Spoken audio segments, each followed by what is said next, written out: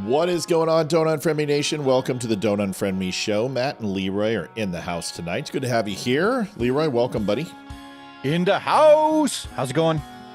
It's good, bud. Good. Yeah. Olivia's got a stalker, so we're proud of her. So, well, you got to have goals. Yeah, you do, and we'll talk about that tonight. Whole bunch of stuff. We're gonna get into it deep. We might get banned. 2 nights in a row, Facebook has crapped out the first 15 minutes. I don't expect that to happen again, but it very well may. And if it does, no big deal. What a shot. fair. I don't know if you saw that. Just bartending days of sliding cups across a long bar. So it should be interesting. Trolls have been out. We have a couple of videos going viral. And when I say viral, holy moly, they're going viral. So we'll talk about that. We got a whole bunch of stuff. Better night than last night, except I got the hiccups. We'll talk about Live Stalker. We'll talk about a new item that is going to be available for holidays that hasn't been available for a year. And a lot of you may not know about it. We'll talk about that. And then we got a whole bunch of other stuff. So we'll have a good night tonight. Should be fun. Sounds fun. Sure. Well, let's do it early. Let's get to it. We'll see you guys in 3 minutes.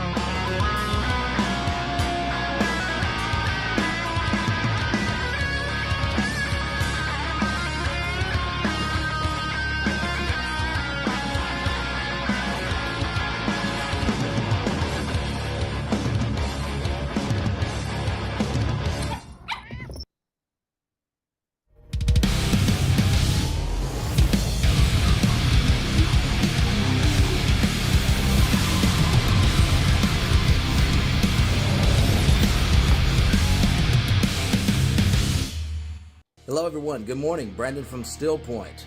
Just wanted to give you guys an update on everything going on. Give a big hell yeah to Matt Spear from the Don't Unfriend Me show. The Barry Morgenstein photo shoot. There's Leeroy. Look at him, looking great. Olivia looking stunning as always.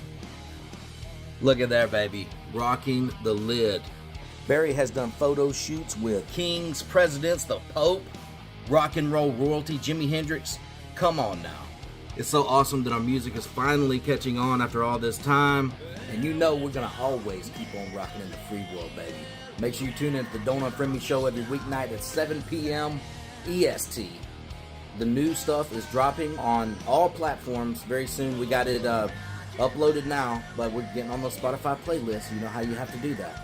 So be on the lookout for that. Go download it. Go support Still Point. And go support the Don't Unfriend Me show.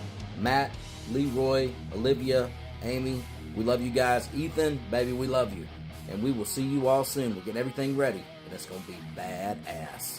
We'll see you on the stage soon. Keep on rocking in the free world.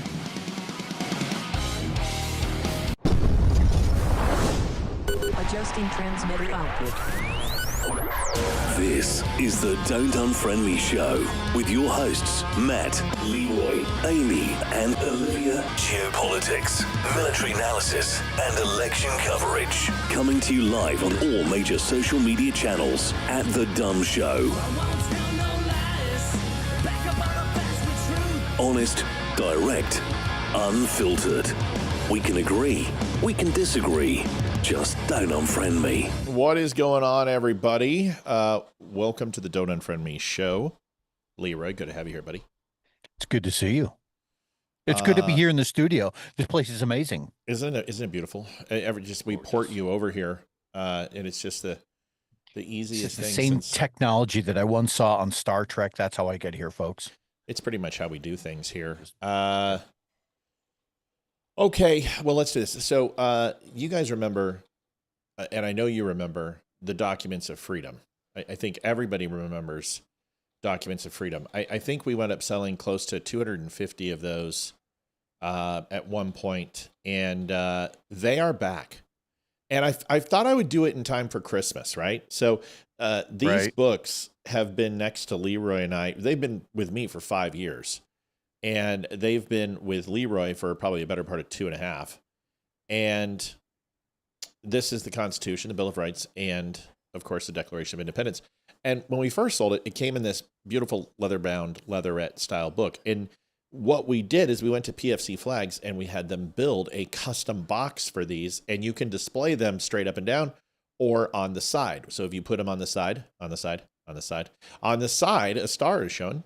And that is engraved. It is a 3-dimensional star, and the books fit right in there. Pretty simple. Just like a glove, right? And it has a spot for a 4th book if you want. And we are taking pre-orders for these again. We're only going to make 10. I talked to Arcadia Publishing today, and they have agreed that the limit is going to be 10. And they're in sale right now. Now, if you buy it, we're not going to be shipping it. Thank you, sweetie. We're not going to be shipping them until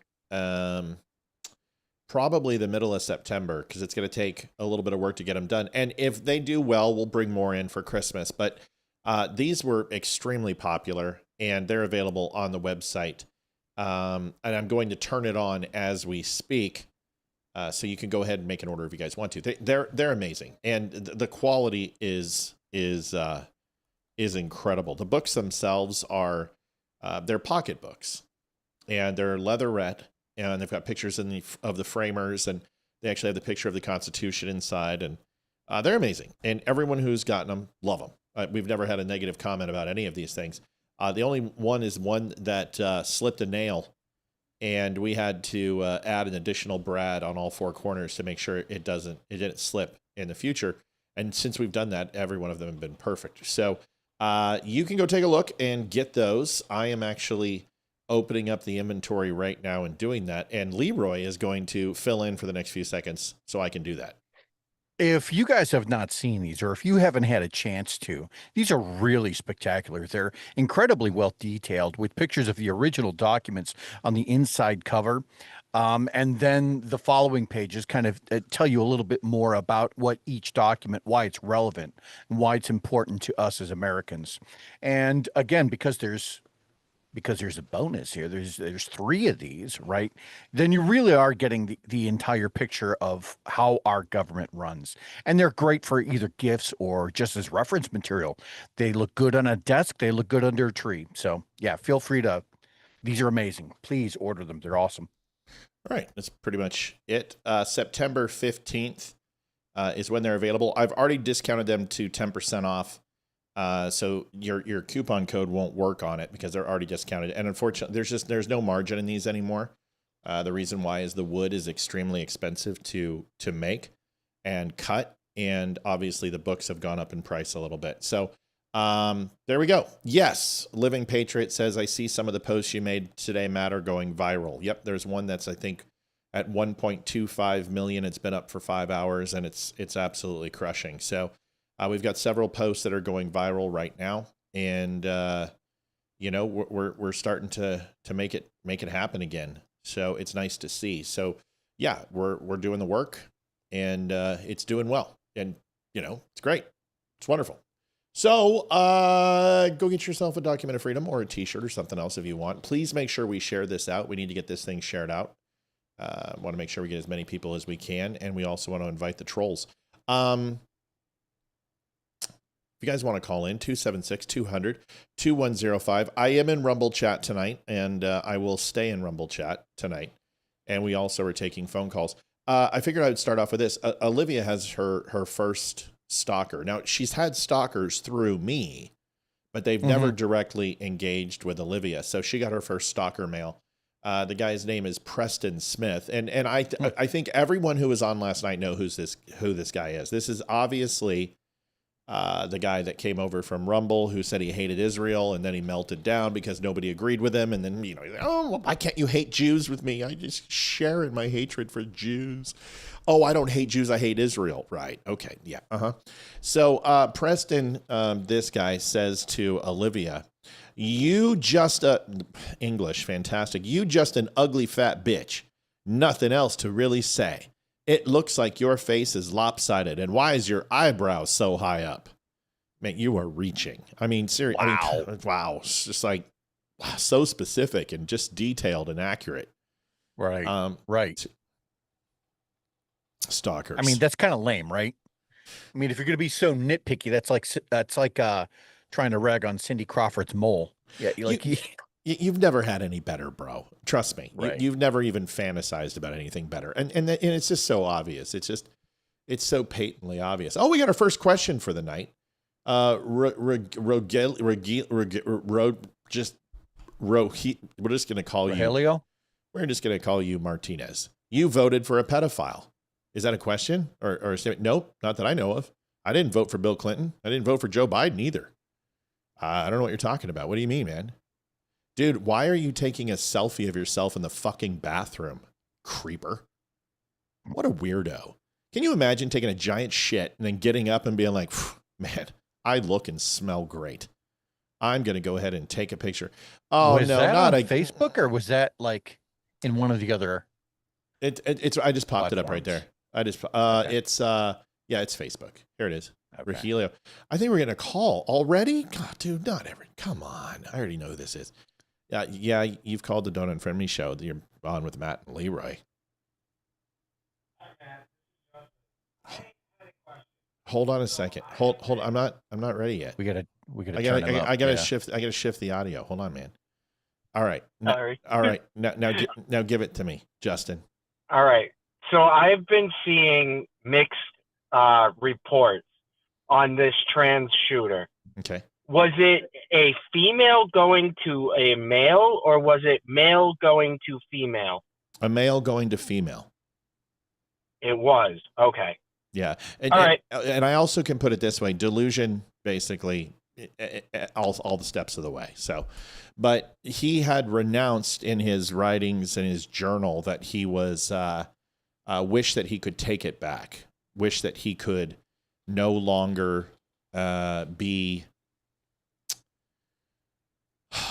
transitioned, so to speak. So it's not just a name. It sounds like that there was some chemical involvement. I don't know about physical, right, but it sounds like there was probably some estrogen blockers, or some hormonal blockers put in there or increases estrogen. I'm speculating, but it didn't do any good because he basically looked like a zombie. Yeah, completely. Yeah, it was pretty like Lars Ulrich after he got hit in the face 40 times. So I know I saw RFK's doing a lot into the side effects of the medications they're using to transition these kids. Saw that. Yeah. So, and RFK he's getting a shitstorm right now with all the stuff that he's doing. So people are, I really hope he's got protection. Yeah, he's going to need it, isn't he? Yeah, I went ahead prior to the show. Once I find out more or less what the show. Leeroy, Justin Leeroy. Hi, Justin. Sometimes Leeroy. he'll send me the subject matter a little bit ahead of time. So what I what I try to do is be as prepared as humanly possible for these, right? So I went ahead and looked up some facts and figures prior to the show. Justin, you're going to like this. An estimated between 0.8 and 1% of the U.S. population might identify as trans, right? Which translates to about 10,270-ish people. Now, on the government page, the NIH, they say the claim there is that of the studies that they had done, 58% of the 10,000 plus transgenders show at least one characteristic of having a mental illness. Now, by my math, and I'm not a mathematician here, but that looks to me like that number is 5,956 people, roughly, are transgender and have mental issues. So that should tell you plenty. Can I challenge that and just tell you that all of them have mental issues because gender dysphoria is classified as a mental condition? I would absolutely agree with that. I don't think it's labeled as a mental illness anymore.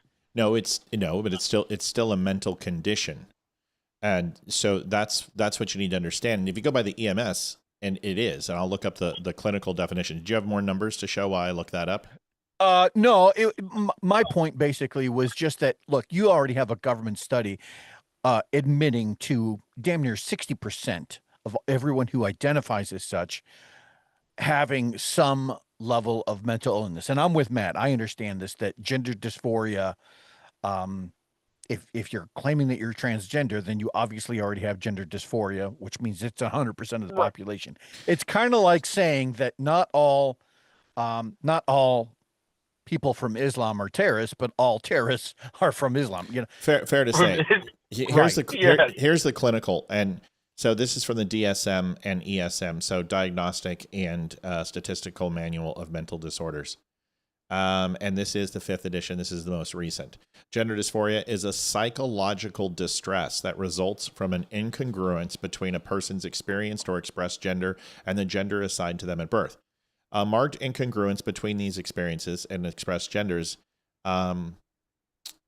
has a strong desire to be rid of one's primary, secondary characteristics of sex, strong desire for sexual characteristics, strong desire to be another gender, strong desire to be treated, blah, blah, blah. This incongruence must cause clinical significant distress or impairment in social, occupational, or other important areas of functioning to be considered. It is still classified as a mental disorder. Okay. And the thing is that because it's considered a sickness, they define it as curable. So therefore, if it's curable and it's treatable, then it is an ailment. Yeah. So, yeah. I mean, I grew up knowing it as a mental illness. Yeah. Also, one other thing. Yeah.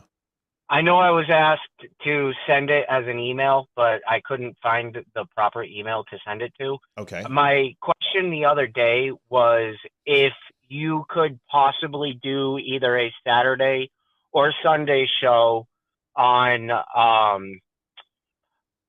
securing a house when you are not able to have a firearm. Yeah, I saw that, and Olivia told me about that, and I'm willing to do that if it draws enough. But I would want to get a guest on. I mean, operational security is something that I'm fairly good at, but I want to get. That's why I figured you would be the person to request that from. It's actually going to be my buddy Mike, and Leeroy's had a chance to meet Mike. Mike ran personal security, and he understands fairly well, but yeah, that's absolutely something that we can go over. And 'cause I live in Massachusetts. I was arrested at 18. I did 3 years in jail for a half ounce of weed. Really? Damn. Yeah. Wow. Yeah. And it's really messed up my life. Well, I that sucks about that, by the way. I mean, and the thing that really sucks is you can go to the store and buy it now. Yeah. Mm-hmm. Yeah. I mean, that's the truth. And I lost 18 to 21. Yeah, I bet. I mean, that's just, those are years that, yeah, you want to I'll never get important back. years too. Yeah. Yeah. Yeah. So So- real quick, there's something called Birna. I don't know if you've seen it, and it's a non-lethal option to firearms. And I have burner? seen that. yeah, Birna. Yeah. It's I saw that through Hannity when I used to watch him. God, Yeah, well- I can't even believe I admitted that. no, that's okay. There's nothing wrong with that. But I can tell you that I've owned one for quite a while. Yeah. And I have absolutely nothing but good things to say. I don't get any money from this company. And you can carry that. Yeah, so you want to be really careful here. I would not open carry ever. Okay. And Well, yeah. And if you're going to get into a conflict or you're going to be seen, I would buy the bright orange one, so every officer knows your carry. So if they do feel it or they do see it, they know it's a Byrna, because it doesn't look like one. It doesn't. And to the trained eye, it's fairly robust. But honestly, its profile is not much smaller than my concealed carry. I could imagine that if you couldn't see the color, just feeling that out, it would feel like a Glock. Yeah. Underneath clothing. So you want to look at your because even carrying a fake gun, it is a crime in some states. So Yeah, Massachusetts is really bad. Yeah, but this is great for home defense, and it's fantastic. Okay. Especially if you're not in a confined space. If you're in an 800 square foot place, that's probably not a good idea. But these have kinetic balls. They've got a pepper spray version, mace version. The kinetic ones are amazing. And my recommendation is you load the first thing with mace, then you load the second and third with pepper spray, and then you put the back 3 load with the kinetic rounds, and whatever was coming after you will no longer be coming after you. When they get hit with those kinetic rounds, it'll drop them like a rock. Mm-hmm. Really? Oh, yeah. Okay. Mm-hmm. Oh, yeah. I'll have to look into it. Yeah, and it's a cheap... Because I drive Uber, and I'm all over the place, and I deal with all sorts of people. I'd recommend that's a good choice for some protection. Specifically at a home defense, and it's better than nothing. You can always look at getting yourself a taser too. There's a lot of things that you can apply for license for it, and in your job. I was gonna say, yeah, because you can't actually buy a mace in my state. You have to have a license for it. That's my point. And of course, that's what I was saying. You have to have a license or prove. And this is where it's really interesting, is that you have a probable cause to do so, like self-defense. So, for instance, in Virginia, you can carry just about everywhere, but I can actually carry in a church. A lot of states don't do that. As long as you can demonstrate a need for self-defense, you can carry just about anywhere in Virginia, minus federal buildings. So my point is you got to know the laws, but the Byrna system is amazing. I'll have to check that out. Yeah, it's really, I appreciate it. Thank you. You got it, buddy. Good talking to you. We'll see you. Absolutely. Have a good night. Anytime, call in. All right. So interesting. Yeah. One second. Yeah, when you sent me the subject matter for the night, I immediately started kind of digging into this, and I had found a couple of memes, and there's been some statistics that have been noted, but they don't give a source. So I'd like to be really careful about making the claim that, most of the mass shootings that have happened have been by transgender, or even suggesting that there's any sort of evidence to back that up. I'm not sure those studies have been concluded yet. Well, they do have some studies out, and we can talk about that real quick. So, Amy Bordeaux, I got your message finally. Guys, to this phone number here, I haven't attached a text SMS service. I need to hook my phone up to it, so I can't reply to you guys. Amy, I just read your message. I love you, and I appreciate you. And this is Amy Bordeaux. I won't say anything. I love you. Also, Iva Lee, we love you too. We didn't hear back from you yet. We know what you're going through. We love you. We appreciate you. I hope you're watching, and we're thinking about you. You're in our prayers. Just that's it. But if you guys want to text me there, and I'll get this thing activated so I can text you back. I check it every night, but I only check it right before the show. So if you want to just send me something, that's the way. 276-200-2105. So here's the thing. the issue isn't that transgenders do most of the mass shootings, because surprisingly enough, most of the mass shootings that are done in America are done by African American black youth. I mean, because that's the truth. So 25% of the mass shootings that have taken place is, understand this, it's any shootings that are 4 or more. 4 or more people are casualties or killed, right? A casualty doesn't mean that they're dead. Casualty means that there's been some sort of incidental contact with the weaponry, or they were shot or something else.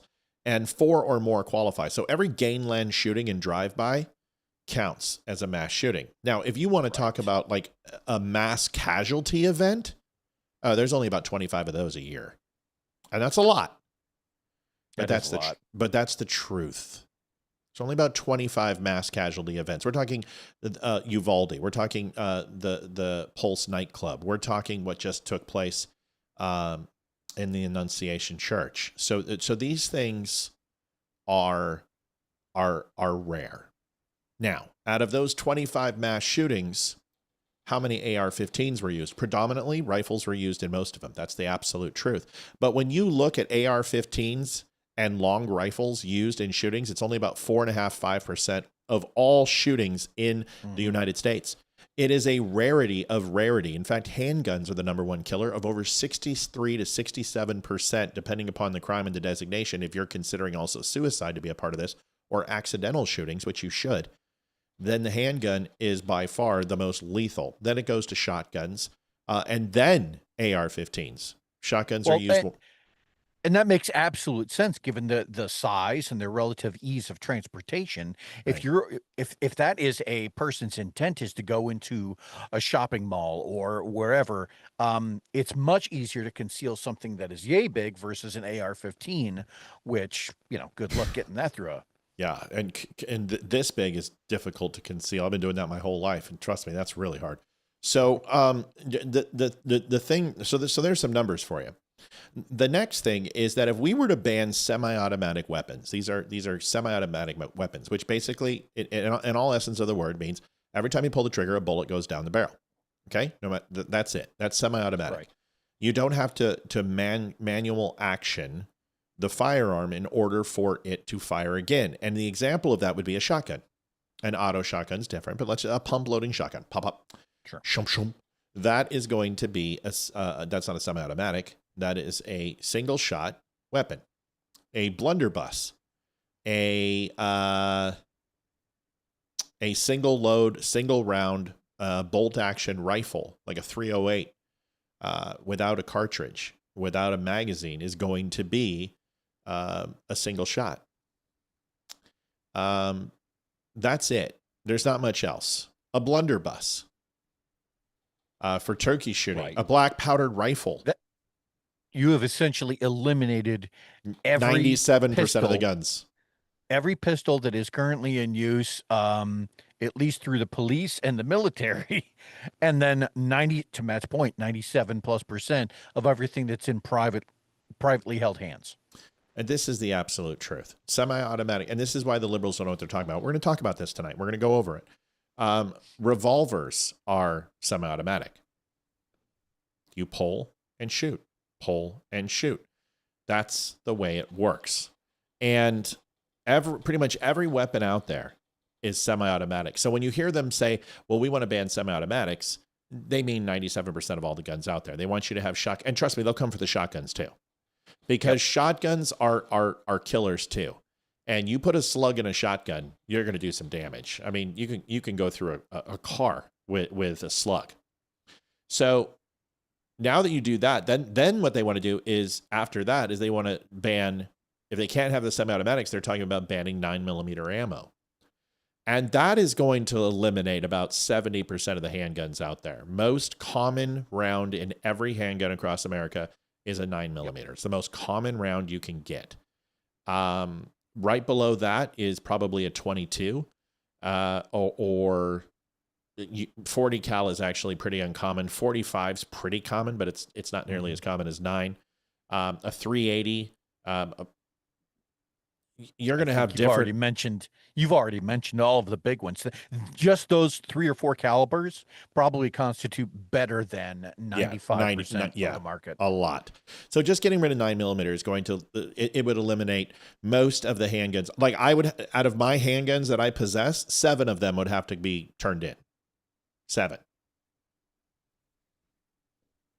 The only thing that would remain is my 40 and my 45 and another caliber weapon that I'm not going to talk about. So, no. So you can't do that too. So those are the things. Now, let's take a look at this. And this is a good one. And because I'm going to show you a graphic, and I have looked up the stats, and this is going to challenge what you just said, not because I believe that all trans people are shooters or they're predetermined or predispositioned to shoot people. I don't believe that. Right. Nor do I. In any way, shape, or form. And I made that statement today, or last night, and this thing's gone viral too. And I can't remember what I said. I was a little pissed off last night if everyone didn't realize and didn't know. I was just slightly angry. This one hit home for me because we had just been to church and it frustrated me beyond reproach. We didn't talk about that, Leeroy, but it's a story. Leftists claim the shooter was a white nationalist, yet this white nationalist transgender ignored 2 synagogues and a mosque to slaughter Christians on his way there. The left isn't on life support. They are brain dead. The next one that I wrote is this, and this is completely in relation to this conversation. The shooter didn't target Annunciation Catholic Church because of being trans, but because of being mentally ill. And being trans was itself a result of that same mental illness. Said what I said. So here is a graphic that I'll put up that's going to create an interesting conversation for Leeroy and I tonight, because this one is pretty poignant. Mass shooting rates by demographic from 15 to 25. Make sure I got you all the latest last 10 years. Public incidents with, and I also want to make sure you understand, is that the sample size has increased not based upon some sort of exponential increase in shootings overall, because mass shootings are not up. It's that the transgender community in the last 10 years has went vertical, where they hovered around 200 to 300,000 at their peak. But more often than not, around 150 to 200,000, they're up to like 1.5 million now. I'm not, it's like this on the graph. And it's off the charts. Because it's a fad. Yeah, well, of course it is. And everyone's like, it's because it's accepted. No, it's because you're shoving it down people's throat. Because the people who declaring themselves trans, if you look at that number, most of them are under the age of 21. So they're coming out of school. And if you look between the ages of 12 years old to 21 years old, that is where most of the transgender identifiers are coming from. Public incidents with 4 or more fatalities expressed as rates per million population. It's so funny you brought this up, and I got this ready and locked and loaded for us. And we didn't talk about this before. It's just the way we work. Just the way we work. Trans non-binary. So this is biological male. And this is where you get a double whammy, is because you're seeing females involved in the shooter for the first time in just about ever. Most people say, well, it's a white male. It's never females. Though that's not true in the trans community. And because you have 2 demographics here, biological male and biological female, you're going to get double indemnity on this. It makes you wonder whether or not these spiking numbers have anything to do. Like, I would love to know if either one of these groups were currently going through hormone treatment. If a male was being pumped full of estrogen, which made him far more emotional, or vice versa, if it was a female taking on testosterone and her body doesn't know how to process it. And the next thing you know, she is suffering from what was the equivalent of about 10 years ago, what everyone would have recognized as roid rage, right? Like, everyone knows that testosterone that brings some level of aggression to the table. And I wonder if the combination of these 2 hormones in a body that wasn't meant for that is just driving people to the outer edges. You know what I mean? Yeah, and the numbers here are pretty incredible when you look at them because it's staggering. So 0.76. Now understand that zero is pretty interesting when you think of this because there's a big differential. You might look at this and go, well, these numbers look the same. They look similar. Well, you're missing a zero. I want to thank Kara Santmeyer. $400. Hell yeah. Kara, thank you. That is so extremely kind. Kara, that is amazing. Thank you. Yeah, that's so kind of you. That is a massive donation, and we thank you so very much. Thank you for helping us hit our goal in one shot. That just makes my night. And then I just also love that I'm still in Johnson Balls' head where he comes back again. First he trolls my wife, and then he comes back in here. I just banned him again. It's the greatest thing in the world to ban these people. Because all you had to do was call, bro. If you would have called, I would have respected you. Now you're my bitch. Like I've just got you. I own you. You know, you might as well just go ahead and you know what? Your name is Toby. You're no longer Kunta Kinte. Your name's Toby. Matt is living rent free in that noodle of yours. Yep. Whoosh. Kunta Kinte. Toby boy. I own you. I love Take it. his foot. Go ahead. That's what you get, Jew hater. All right. So thank you for the donation. It's very lovely of you, very kind of you. It means the world. Thank you. So trans non-binary biological male is 0.769. So you might as well just say 0.77. What's up? I did. That was very cool. Can you have your mom research that? Find out who that was? Yeah. She's taking the dog on a walk. And you're sure it's 400? Yeah. It wasn't 40 and you guys screwed up? No, we checked. Thank you, kid. That's awesome. Wow. I love you. Kara, thank you so much. Joanne Tansen donated $10. 410. Yeah. Thank you so much. So 769. Now this is really important, y'all. So listen to this. So 77. Then you go to 0.67 for females. Okay. So you're going to add those two up. So that is 1.37, 714, 1.4, basically Right. almost 1.5. A little bit less than that, right? So let's do the math. 77 and 67. So you'll do 77 is 144, so it's 134. So 134, 1.34% of transgender people have conducted the mass shootings from 2015 to 2025. Let me say that again and listen to me. 1.3% of transgender people have conducted the mass shootings of 4 more fatalities per million population in the last 10 years compared to all other demographics. What's interesting about that, That number is Matt, is fucking staggering. if you add those together and label that as its own category, right? That number turns out to be 1.436. It's Then higher than compare all the that- other categories combined. It's 3 to 4 times higher than every other category, just by virtue of identifying as trans. Makes Right. you 4 times more likely to be a mass shooter, which is why I posted the question earlier today on Dumb Nation. If you are identifying or currently undergoing treatment because you identify as trans, should you have the right to a gun? Should you have the ability to let's walk into a store? Let's talk about that in a second, can we? Sure. Yeah. Okay, so I just want to go through the rest of the numbers because our podcast listeners don't get to see the graph. That's why sometimes I interrupt you. I don't tell you why. It's because sometimes we're going to visuals and we got to do the audio part because our podcast is actually our largest channel, by the way. I don't know if you guys know this. So we get an incredible amount of downloads every single month. We're at like 50,000 a month now.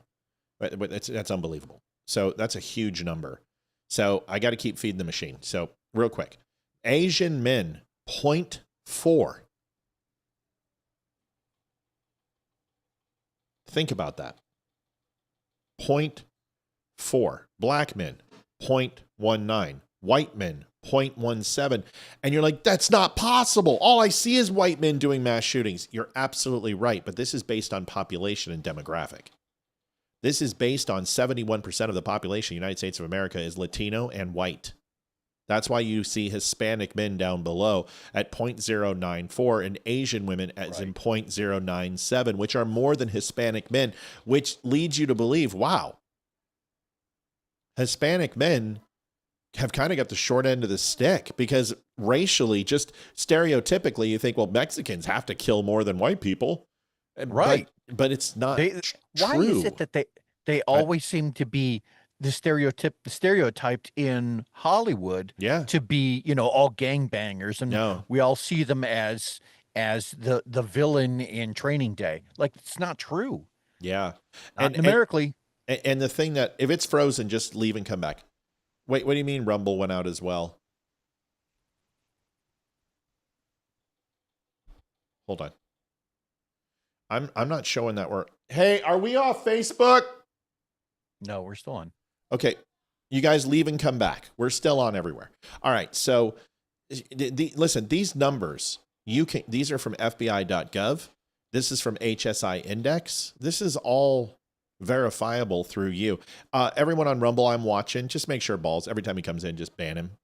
Let him stay on Twitter, because Twitter needs the interactivity. I don't need it anywhere else. Are you guys looking at this counter, by the way? Oh, we just hit 250,000 the other night. That's $250,000.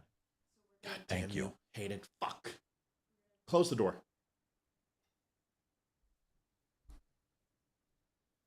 That makes me so mad. That makes me so mad. What? My kids. You'll find out in 2 seconds. That's just like a giant kick in the nuts. That is just like the night we needed to have. We needed that so bad, because it's just been a real drudge to hit goal. I mean, it's been like pulling teeth. And to see this go away now, and I knew it was too good to be true. I just fucking knew it. We're at 50.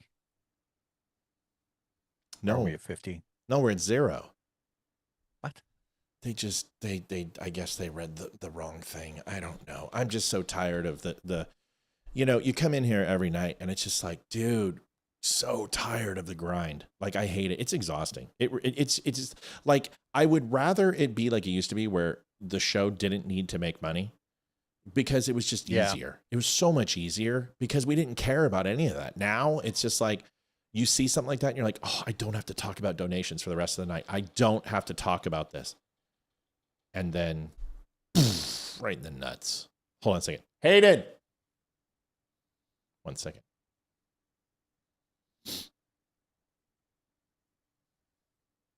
Hold on a second. Hayden.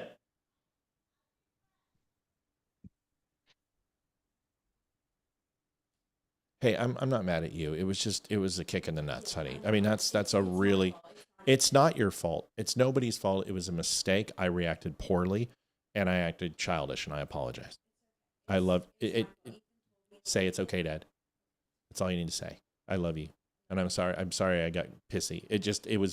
It's what I needed to see tonight. That would have been awesome, and then to see it go away. It's you know what? I'm gonna say it. I love you. Close the door. I want to say something about the fundraiser that we did the other night. And this has been bothering me. And I got to tell you. We had one of Olivia's friends come on, and I have been, in my opinion, good to this person. You know, I've tried to give them a platform. I've tried to help them as much as I can.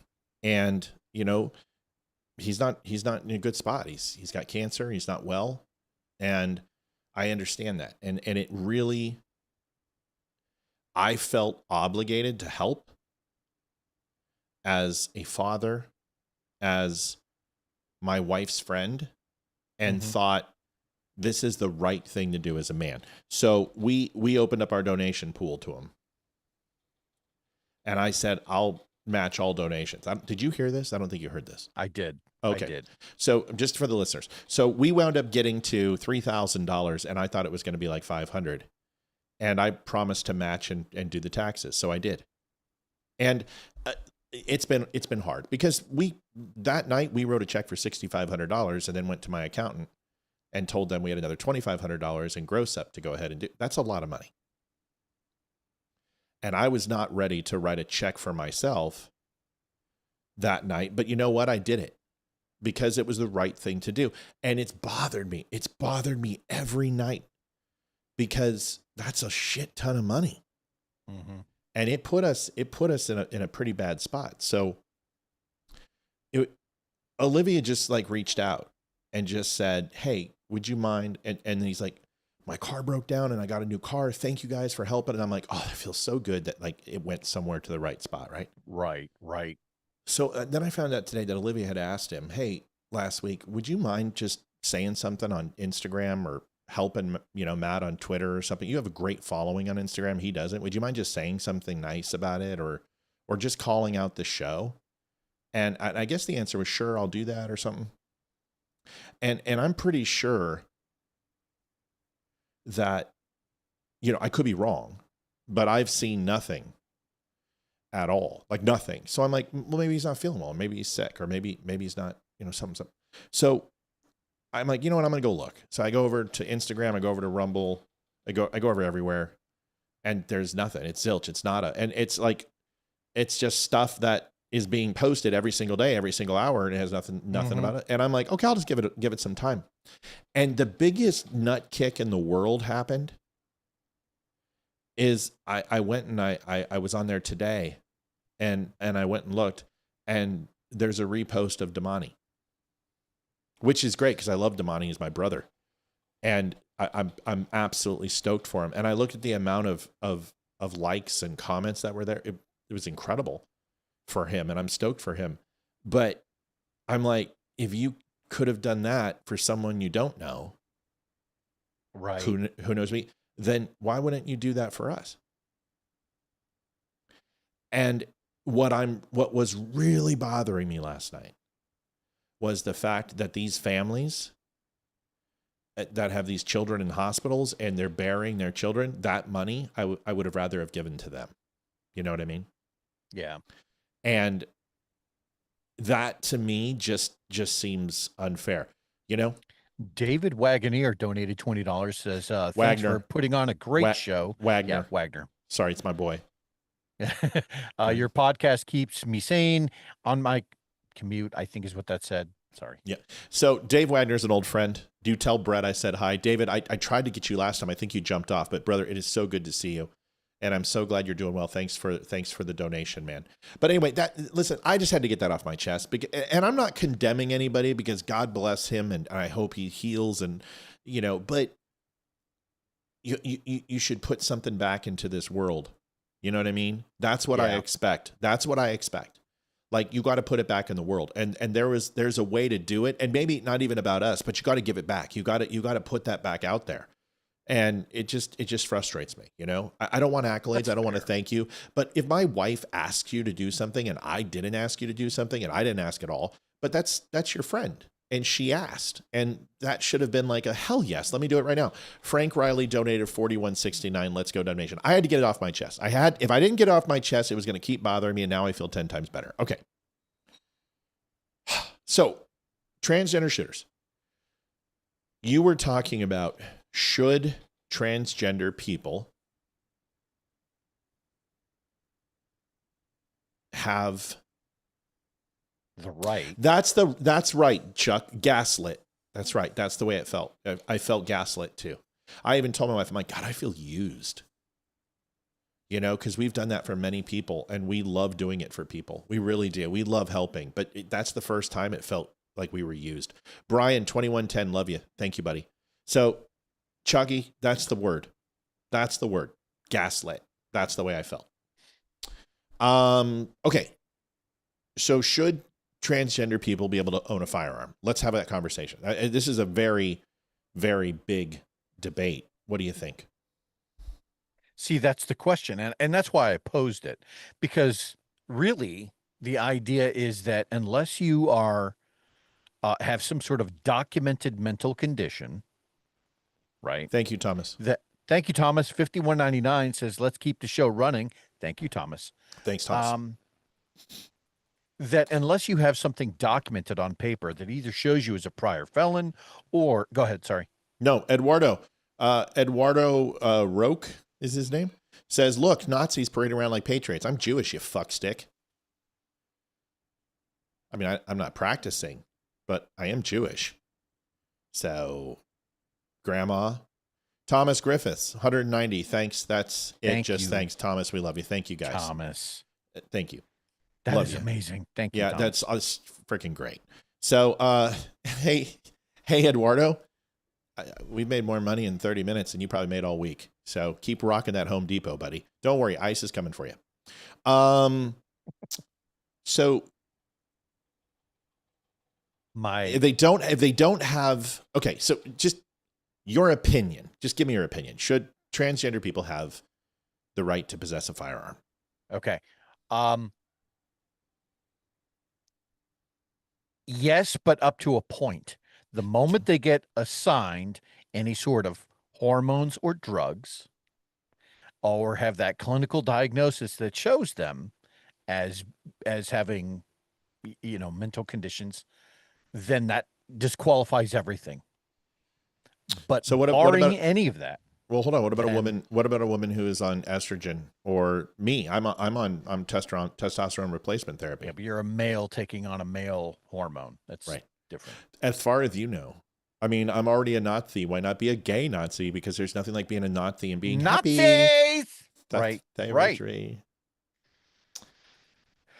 So any type of hormone, not hormone replacement, but hormone supplement. Right. Something that conflicts with your body's natural production. Okay. Now, that would require HEPA and other laws of privacy to be Right. null and void. Now we're talking about a privacy issue, right? Right. That's why this is a tough conversation to have. But Yeah. it needs to be had because of the numbers and the statistics that we just saw. Like, I'm not sure that there's a right answer for this. We could very well be in the wrong, but for the sake of just sheer numbers, do transgender people at that point, should they have to forfeit their right to self-defense? Okay, so let's ask this: if we're going to do, see, this is the crux to this. So if you're going to have this conversation and say no, transgenders should just because, well, what's us stopping saying, well, if you have brown skin or if you have blue eyes or Right. if so there's a lot of things. Well, let's look second on the list. Well, second on the list was this color of person, so let's go after Asians. So it's dangerous, right? It's a horribly It really dangerous is. thing. Mel Lowe donated 103.48 to help to get back over 400. We love you, Mel. Mel, I love Thank you. you, Mel. I love you guys. I wasn't trying to bitch and complain. It just that has been. It wasn't not doing it. It was the fact that we literally just emptied the nest egg, and it was just a kick in the balls. You work so hard to save that up, and you're like, and then to see it just, and then someone not appreciate it. That pisses me off. All right, I'm done. So now you have to ask the question: should we license and insure firearms like we do cars? No, Why? absolutely not. Why? Why It's do you have to easier for- license and insure a car? Well, driving a car is a privilege, not a right. I didn't ask that. That's a completely different argument. I asked you, why do we license and insure a car? For transferability, for the state No. to keep track of it. Why do we license and insure it? That's my question. Oh, Not- well, licensing, that's what I was referring to. For the insurance part, it's obviously to protect everyone else's safety. That's right. This protects you from financial liability as well as everybody else on the road. Right. So why shouldn't a firearm be licensed and insured, even though it's a right? You can still have the right. You just have to license it, which you already do. So when you license it, when you fill out a background check, which you have to do, everybody has background checks, and you have to make sure that takes place, and then you have to insure yourself. Well, that's the second step. Frank Wood, 51.99. Everyone, please help the show. Love you all. Thank you, Frankie. Thank you, Frank. We're going to take the caller in just a second, but my point is that I believe everyone should have firearms insurance. I have concealed carry insurance because I have to. If I shoot somebody, I mean, that's $1 million right there. It doesn't matter whether I'm right or not. So I carry. Can you mute your phone, please? I carry insurance either way. And that's more of because I feel it's a necessity, but I would never not have car insurance. Of course I would have car insurance. If I get in an accident, I don't want to get bankrupted if I'm at fault, and I certainly want to protect myself. Same thing with my firearm. Caller, what do you think? So when you get your medical card for marijuana, they automatically take your ability to get a firearms license. Why can't it be the same for a transgender once they get the medication? Yeah, because you don't have. That should be the end of it. Yeah, the reason why is because you don't have a right to privacy on a controlled substance. Even if that state has allowed it, it's still federally mandated that it's a controlled substance, and it's not. It doesn't have the same laws that a psychiatrist does, or an upper GI does, or going on some sort of medication or acid reflux medication. All that type of stuff is under HIPAA law and it's under privacy law, but marijuana isn't. And I'm not saying that you're not wrong. I agree with you. No, I just was, I was unaware. Yeah. But I just figured they should treat it like that. Yeah. It's an interesting point, but yeah, is this Justin who's on the phone? It is. Yeah, Justin, thanks for the call, buddy. I'm going to let you out. Appreciate you, man. Thanks for calling. Yep. All right. Of course. Yeah. Thank you, Justin. Eduardo's come back. He must have got clear from his INS interview. Fuck all of you and your delusional sense of righteousness. You're sick and terribly human beings. Western hegemony is cancerous to the planet. Whatever. Dude. No. Whatever, bro. Obviously a mentally deranged leftist who's just trying to lash out emotionally with nothing real or substantial to talk about. Why do is that fair, Eduardo? Eduardo, why do you hate your dick? Seriously, why do you hate it? I mean, you can hate it and punish it a little bit. You talk to it and be like, oh, you've been a bad boy. I mean, I do it all the time. But why do you hate your dick? Has it not been good to you? How did your dick hurt you? You should call in, bro. Tell us. How did Show me on the doll where Donald Trump hurt you. Yeah. Show me. Yeah. I'd like to see that, Eduardo. But I love how you called us, Nazis. But then you go ahead and talk about Western hegemony, which has nothing to do with Nazis.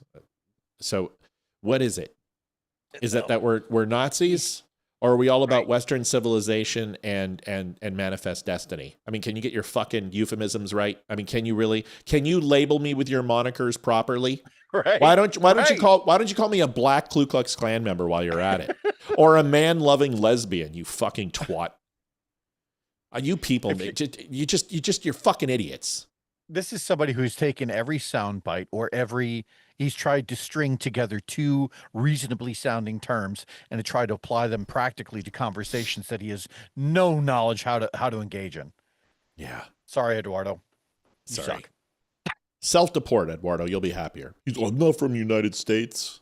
All right. My hubby worked at INS. Eduardo would fit right in. You deserve the shithole you live in. People are being really hard on you, Eduardo. Matt, please ban the trolls. Everyone files. Why? Listen, I like the guy. You guys listen to me. This is my show, and this is who I am. And occasionally, I need to feed the trolls, and I am going to do that tonight if I want to, because this is a good thing. Okay, show's still going to happen, but I'm going to go after the trolls a little bit. Okay, just let me do my thing. All right, I'm not going to ban the trolls. Thomas Austin must have looked him up. It says he's from Puerto Rico. Remember Rosie Rhodes? Oh, so he's Mexican. So he's Mexican. Right? Yeah, he's Mexican. They're all the same. They're all the same, right? You guys are all from Mexico. I'm from El Salvador. Yeah, Mexico. I'm from Cuba. Mexico. You're all Mexicans. You're brown. I'm from Texas. It's all Mexicans. Dude, you're such a Nazi. By the way, the Nazis didn't have a problem with Mexicans, just to let you know. Yeah, there weren't any around to throw into camps. But if there were, they probably would have. Certainly. I'm sure they would have. They got everybody else. All right, so last comment on this. I believe a transgender person should have the right to defend their life, liberty, and pursuit of happiness, their property, their families, just like everyone else. And I know veterans who probably shouldn't own firearms. I know women who shouldn't own firearms with postpartum depression. maybe, just maybe, is there a possibility that we can add a question onto the background check? Because we have background checks about drugs and felonies, and it's self-disclosure. We all know Hunter Biden didn't tell the truth. What? And it does talk about psychotropic drugs, and it does talk about depression. Is there a way to put that on there? Are you struggling with your sexual identity? And the reason why is because you've got to kind of clear firearms dealers out of this. And you've got to give them some protection, because unfortunately, I believe that Democrats are going to start going after the FFLs. Almost. Oh, I think they've already tried. Right? Didn't they already try to go after Winchester and? Yeah, but I'm talking about the dealers. You know what I mean? Oh, right. So hey, Johnson Balls, I'm not a coward. You're the pussy that won't come on. All you had to do was come on the show and be a man. But dude,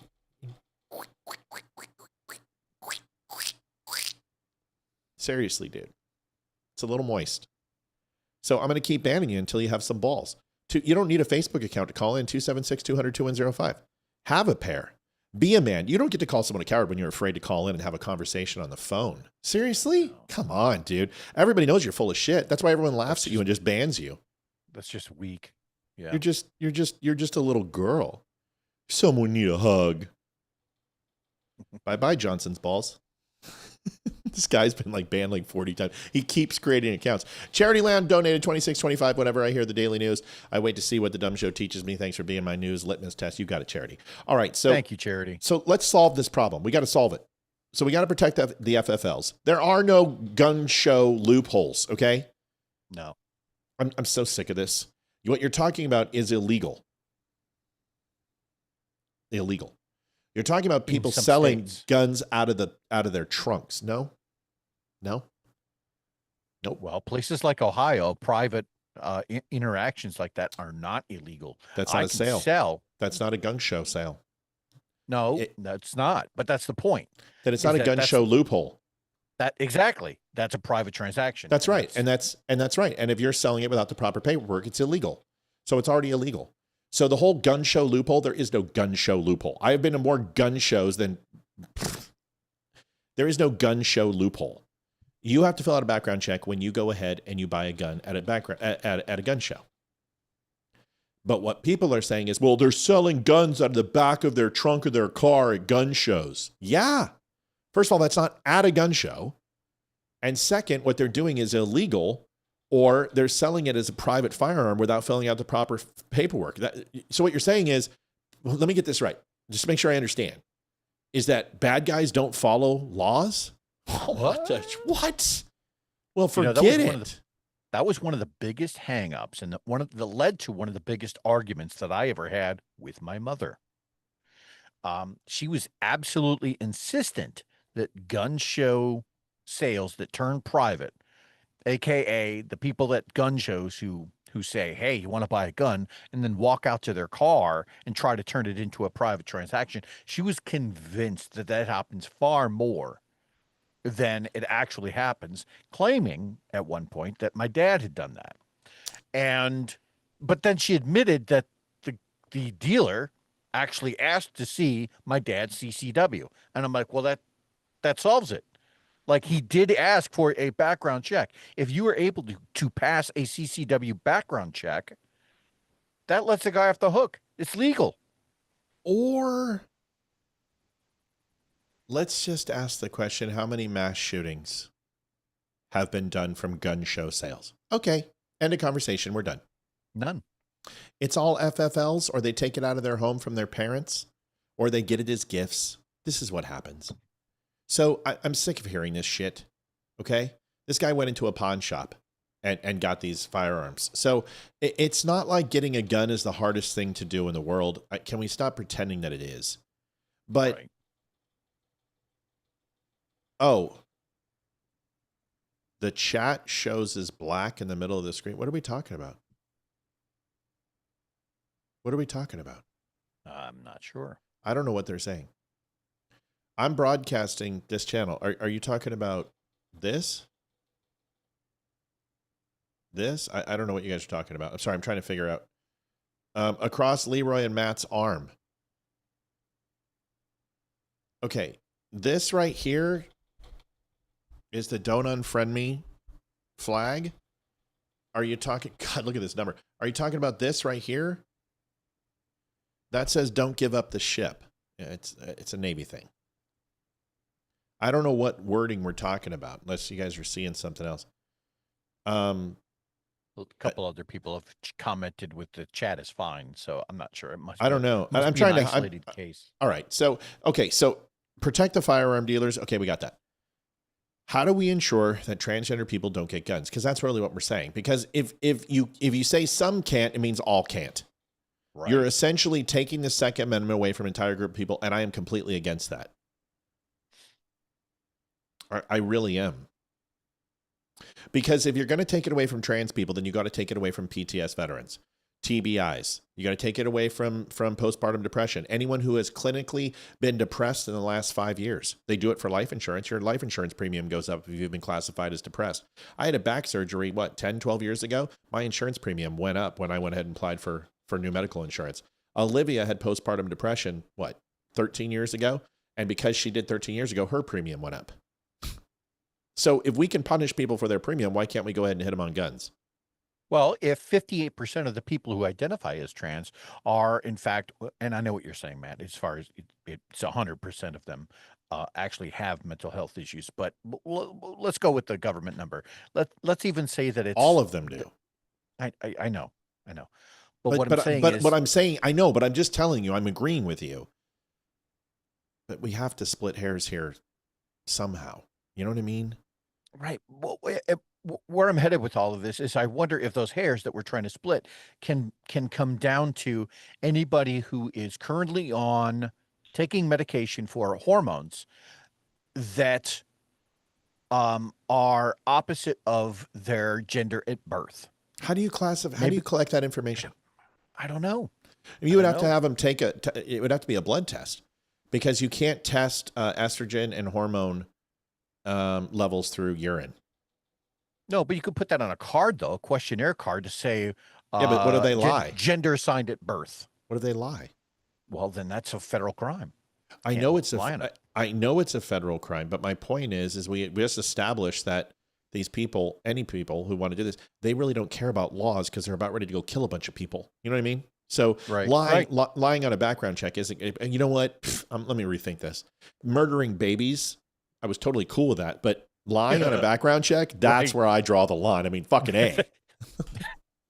That's the straw that broke the camel's back. I get it. There's a lot of things that I would do, but that ain't one of them. But while we're trying to fix the world's ailments in terms of mass shootings from transgenders, I think these are legitimate questions, right? How do you separate out the wheat from the chaff? They're just questions. I don't know, and I don't think we're going to solve that problem tonight. But somebody is going to have to get into violating a whole bunch of rights. Yeah. And I don't know how you do that.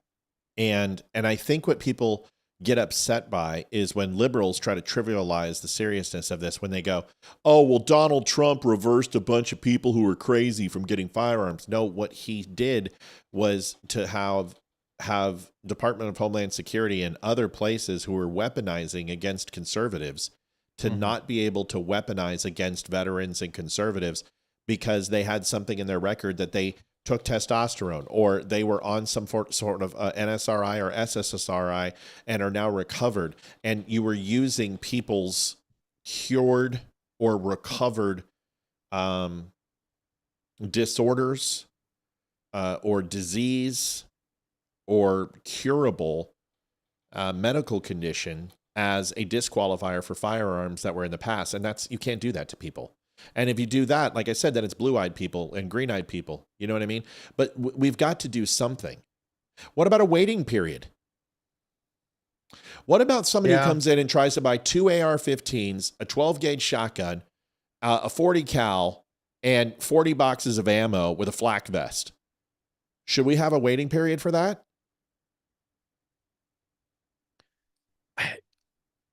No. No. You shouldn't. You shouldn't. I've made that purchase.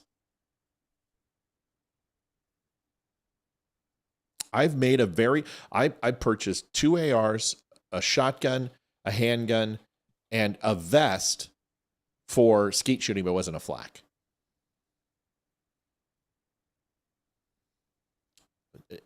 And that was fine. But I also had a CCW. But if I was a transgender male pretending to be a female, should I be able to do it? No, Melanie, you have cool-off periods.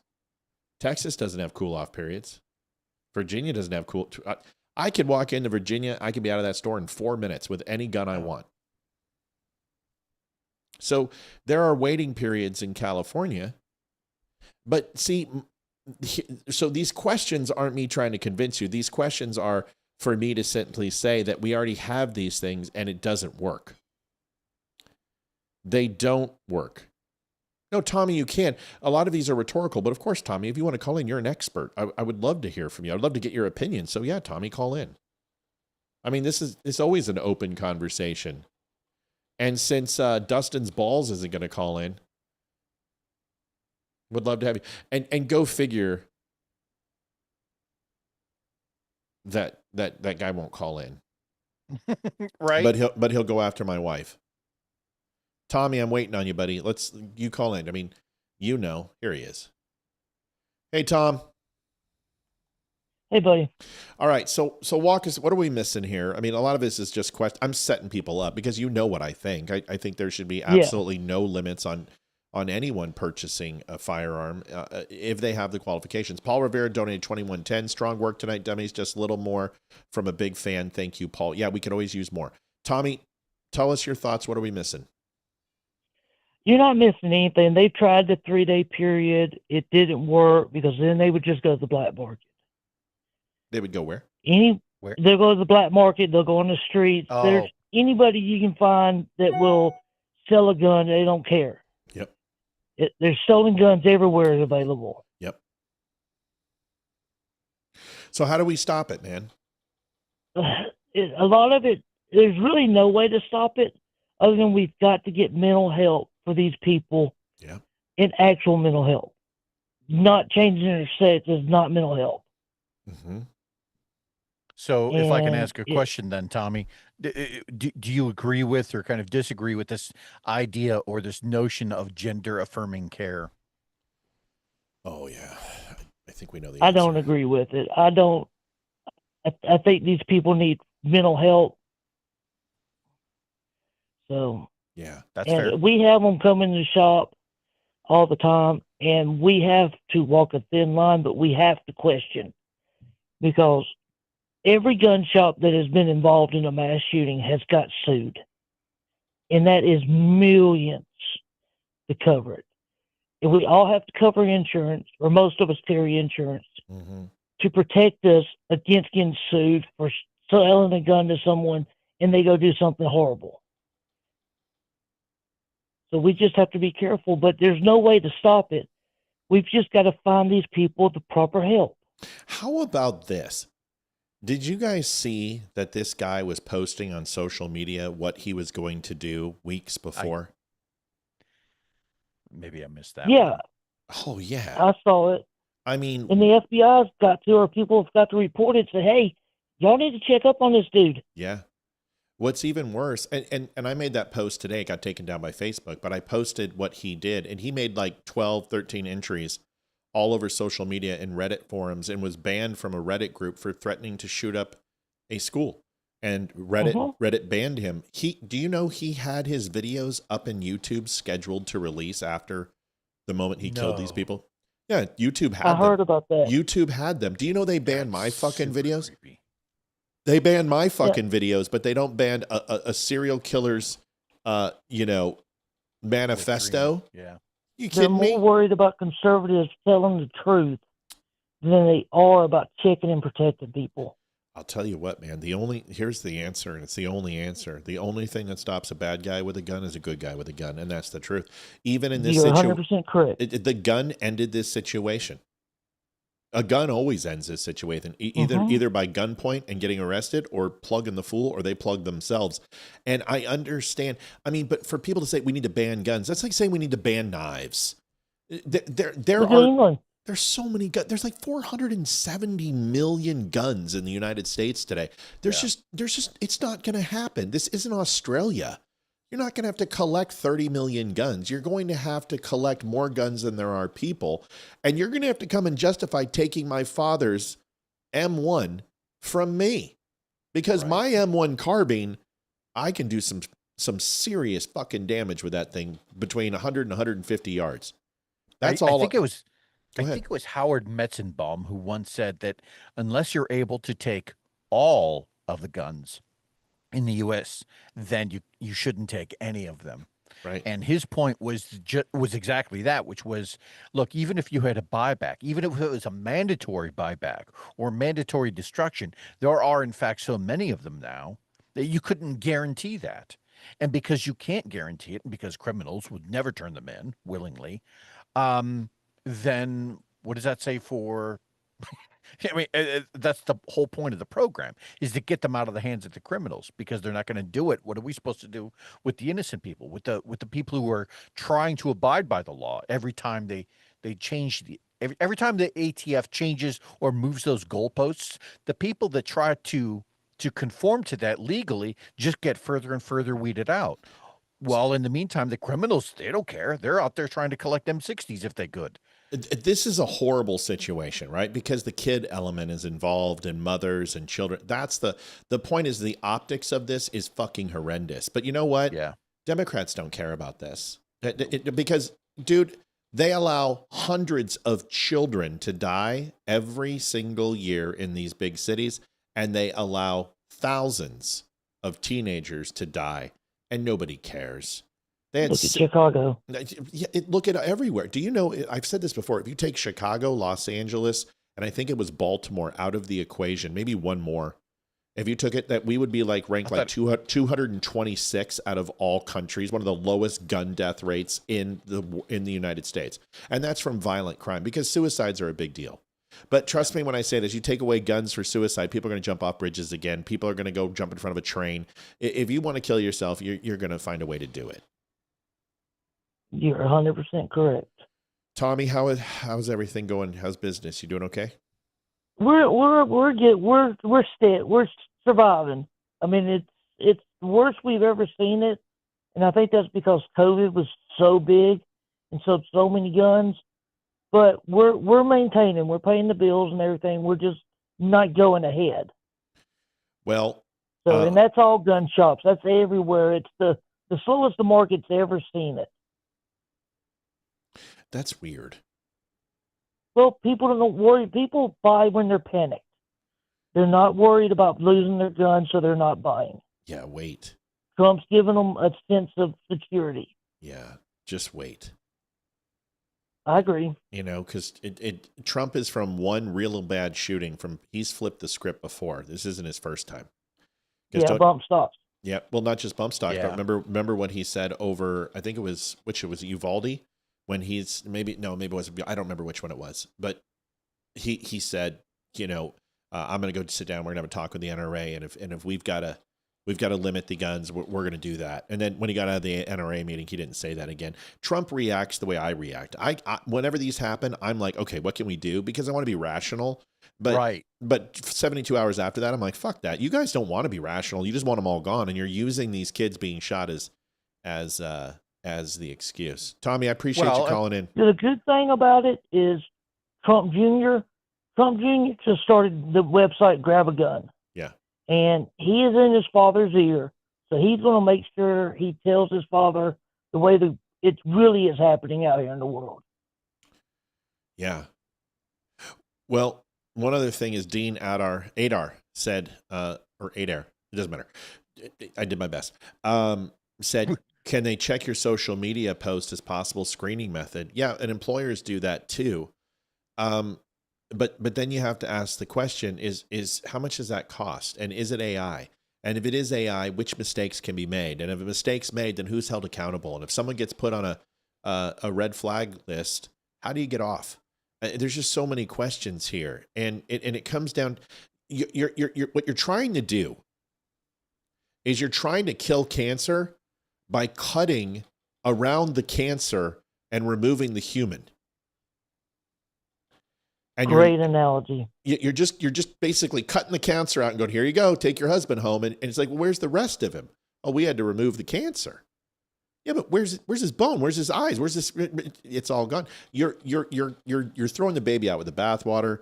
The cure is worse than the disease. You're literally punishing 99.9999% of the legal gun owners who have never done anything wrong because of 0.0000001% of the populace. That's saving the cancer and throwing away the human. Yep. And I will tell you this, from what I hear all the time, gun owners are really getting tired of it, and they're going to start pushing back and pushing back hard. Yeah. Yeah. Well, I they should. We did it in Virginia. Absolutely should. Yeah.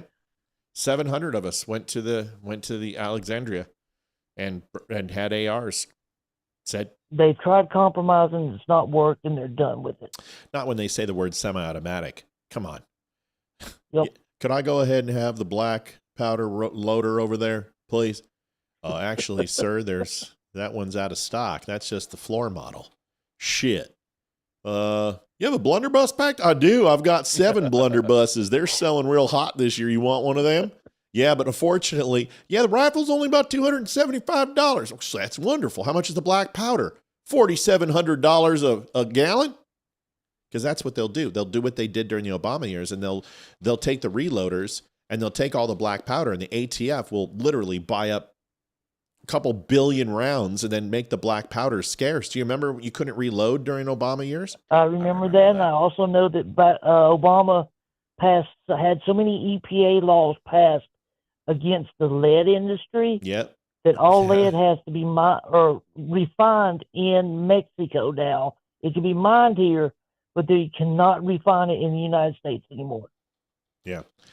All right, Tommy, I'm going to cut you loose. I got to shift gears. This is a good one. Thank you, Tommy. Buddy. Love you, buddy. See ya. See you guys. Mike Lynch says, question, do you have the data regarding how many of these bad guys are from the locality of these events? Most of them are familiar with the events. Most crime is done that way. Some do travel from across the state. That happens.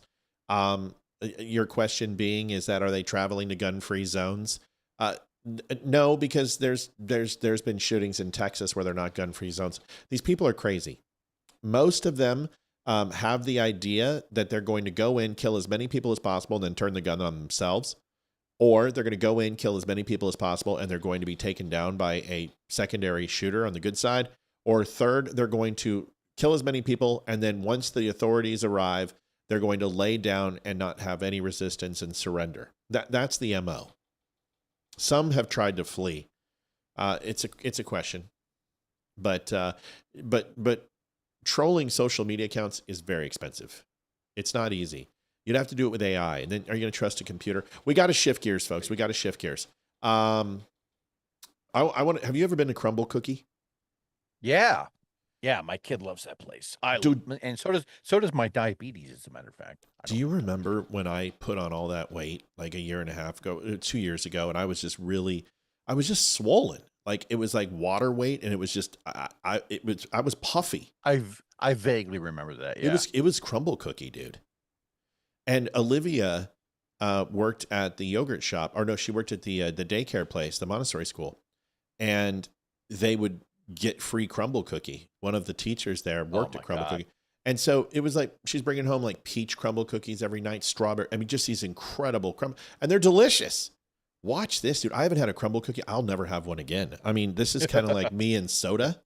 That bad, huh? Yeah, dude. This isn't good. Here we go. Dude, we are just blowing up on Facebook right now. Just blowing up. All right, watch this. By the way, the Don't Unfriend Me show is playing this not because we believe that Crumble Cookie is evil and demonic, but these are opinions of people that we are not. Not saying anything. We don't necessarily support this. I'm going to give you my anecdotal experience, but we don't necessarily condone the ideas or thoughts of this group because we don't have any numbers to prove it. This is just an opinion of somebody, and it's not ours. We just want to talk about it. Okay, great. Evil demonic brands in America today. It's crumble cookie. Gasoline is probably cleaner than a crumble cookie. The owner is making millions of dollars off this product and really poisoning the American people. And she's not wrong. Crumble isn't just selling cookies. They go viral on social media, market to kids, load their products with sugar and toxic ingredients, and then disguise them as treats. One cookie can top 700 calories and over 87 grams of sugar. For adults, that's already over 3 times the daily recommended limit. And for kids, the American Heart Association says they should have no more than 25 grams a day. So one crumble cookie is giving them more than 3 days worth of sugar in just a few bites. So what's inside these processed treats? Bleach and processed flours, processed sugars, seed oils, preservatives and artificial flavors, and food dyes you wouldn't even want in your kids' finger paints. Oh, and this is the same brand that teamed up with the Kardashians, glamorizing that pink box full of toxins and calling it trendy. Bottom line, this is not dessert. This is a chemical cocktail disguised as a cookie, made to fatten their profits and destroy your health. Hey, when you guys get a spammer, when you spam, it takes them off the screen and I can't get them. Just do it once. One person says, I'm already reading it. I'm catching it. So just say troll, but not everybody do it. Just one person, please. Because now this person just went off the screen. I can't stop him. And Eduardo, we don't give a shit. You're not even from our country. We don't have any. No wonder why you won't call in. You probably can't afford the fucking charge. It's international. Think twice. All right. Now that cookie is one of my favorites right there. I love this place. And I'm not a sweet tooth. You saw me when I was here. I have a huge sweet tooth. I know you do. I've had evil one crumble demonic cookie and I didn't like it actually. So, do we regulate things like that? I mean, I would say no. Just buyer beware, right? I mean, what's the difference between regulating this and when the people on the right who then look at the governors of New York and California who want to monitor the size of the sodas that you can get when you're going through a drive-through. Like, you're not allowed to buy a 2-liter anymore. We are the fattest country in America. I mean, we have to do something about this, right? I mean, I think we should. Yeah. I think longevity of life is important. Considering that we fell below on the average household of having less than 1 kid per household, I think it's a concern. I think we should be predominantly healthy. I think we should be educated. I think we should do the best thing. I don't think we should control what a human being decides to eat, but I think there should be regulations on what people are allowed to sell. So do you believe that, but see, you're a libertarian, so you believe they should just be able to sell methamphetamines and Coke. Damn near. And it's a fair point to be able to go to a politician and say, look, maybe we can't limit what they sell in terms of, having 8,000 calories in a single cookie. But maybe like what we did with the tobacco industry, we make them put a label on there that says, hey, warning, Surgeon General has this warning about too many cookies, this many grams of sugar, right? And make sure that that's on every package. Maybe that's the way we go. I could get behind that. Yeah, I just think that it's a really cool thing when you show a can of soda and then you go get a 4-cup measuring cup, and you literally fill that thing almost all the way to the top and show people this is how much sugar you're. Now, don't tell me they're spamming. I got them. Matt, they're spamming. Shut up. Shut it. It's coming. Don't say anything. You're going to push it out of my window. Push it real. Dun, dun, dun, dun. Come on. Yes, I know. I know Tina Savage is watching. Educate, don't legislate. There it is. Goodbye, spammer fuckwad. You're out of here. Boom, banned from page. Banned forever. Oh no, don't ban Chuck Peterson. Shit. Woo. I got you, Chucky. I got you. Woo. Almost got you out of there. It moved on me. All right. They're gone. Listen, I don't think people have to make better decisions for themselves, because here's the thing. Because if you take away cookies, they're just going to go to something else and overindulge on something else. And if you don't know that eating a cookie, like when we were younger, we would go to Disneyland and there's the greatest chocolate chip cookies ever. Let me tell you where they're at. You go to California Disneyland and you go over to California Adventure and you walk straight in. And there is a little vestibule, a little circular place where there's a fountain and they put the Christmas tree around and everything. If you go to the right of there's a red door. And inside that red door, you walk in and it looks like some sort of, like I said, a vestibule. It's like, there's no purpose of it. It's like a mud room. And then you walk through the green door. And in that green door is a bakery store that nobody knows exists. And when I say nobody knows exists, only the season ticket holders do. And they sell look at me here, buddy. You got to see this. A chocolate chip cookie that's this thick. Oh, that's not a cookie. That's a cake. With white chocolate chunks, with milk chocolate chunks, with walnuts finely chopped, and it's toppled with chocolate and white chocolate flakes. This cookie is literally like having sex with an angel. One bite and the thing just literally falls apart your mouth. And it's like eating brown sugar. Just fall. And we thought that they were our weight loss cookies, because every time we'd go to Disneyland, we'd buy like 10 of these fucking things, bring them back, put them in the freezer. And we would eat them, and we'd get on the scale, and we're like, oh my God, we lost 10 pounds. These are our weight loss cookies. Let's keep eating them.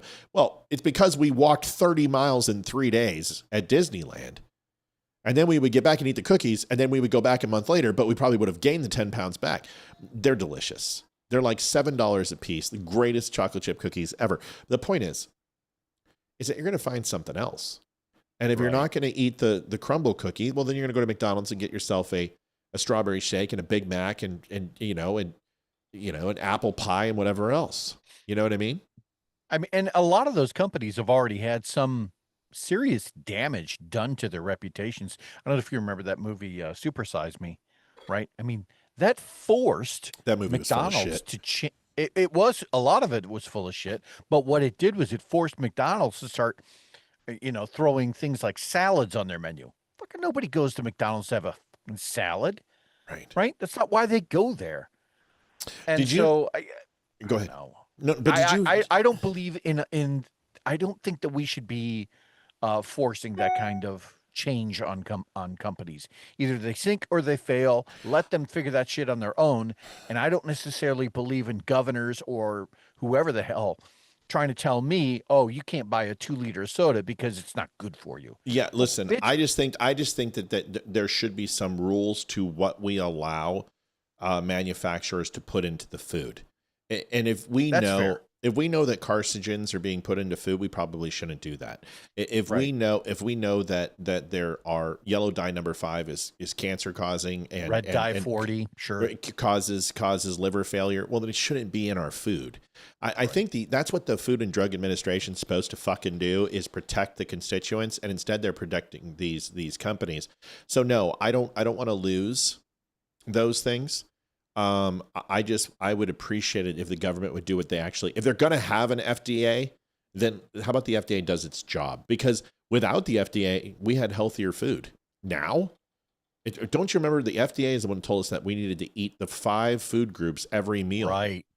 Every meal. Dude, I went back and looked at the paraphernalia. Grains. Yeah.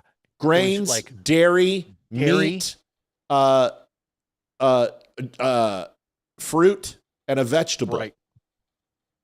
And they're like, orange juice counts as a fruit with 84 grams of sugar in a glass. And you're like, what the fuck? If you would have done that, breakfast, lunch, and dinner, and then they did a snack, don't you forget they added the snack before bed.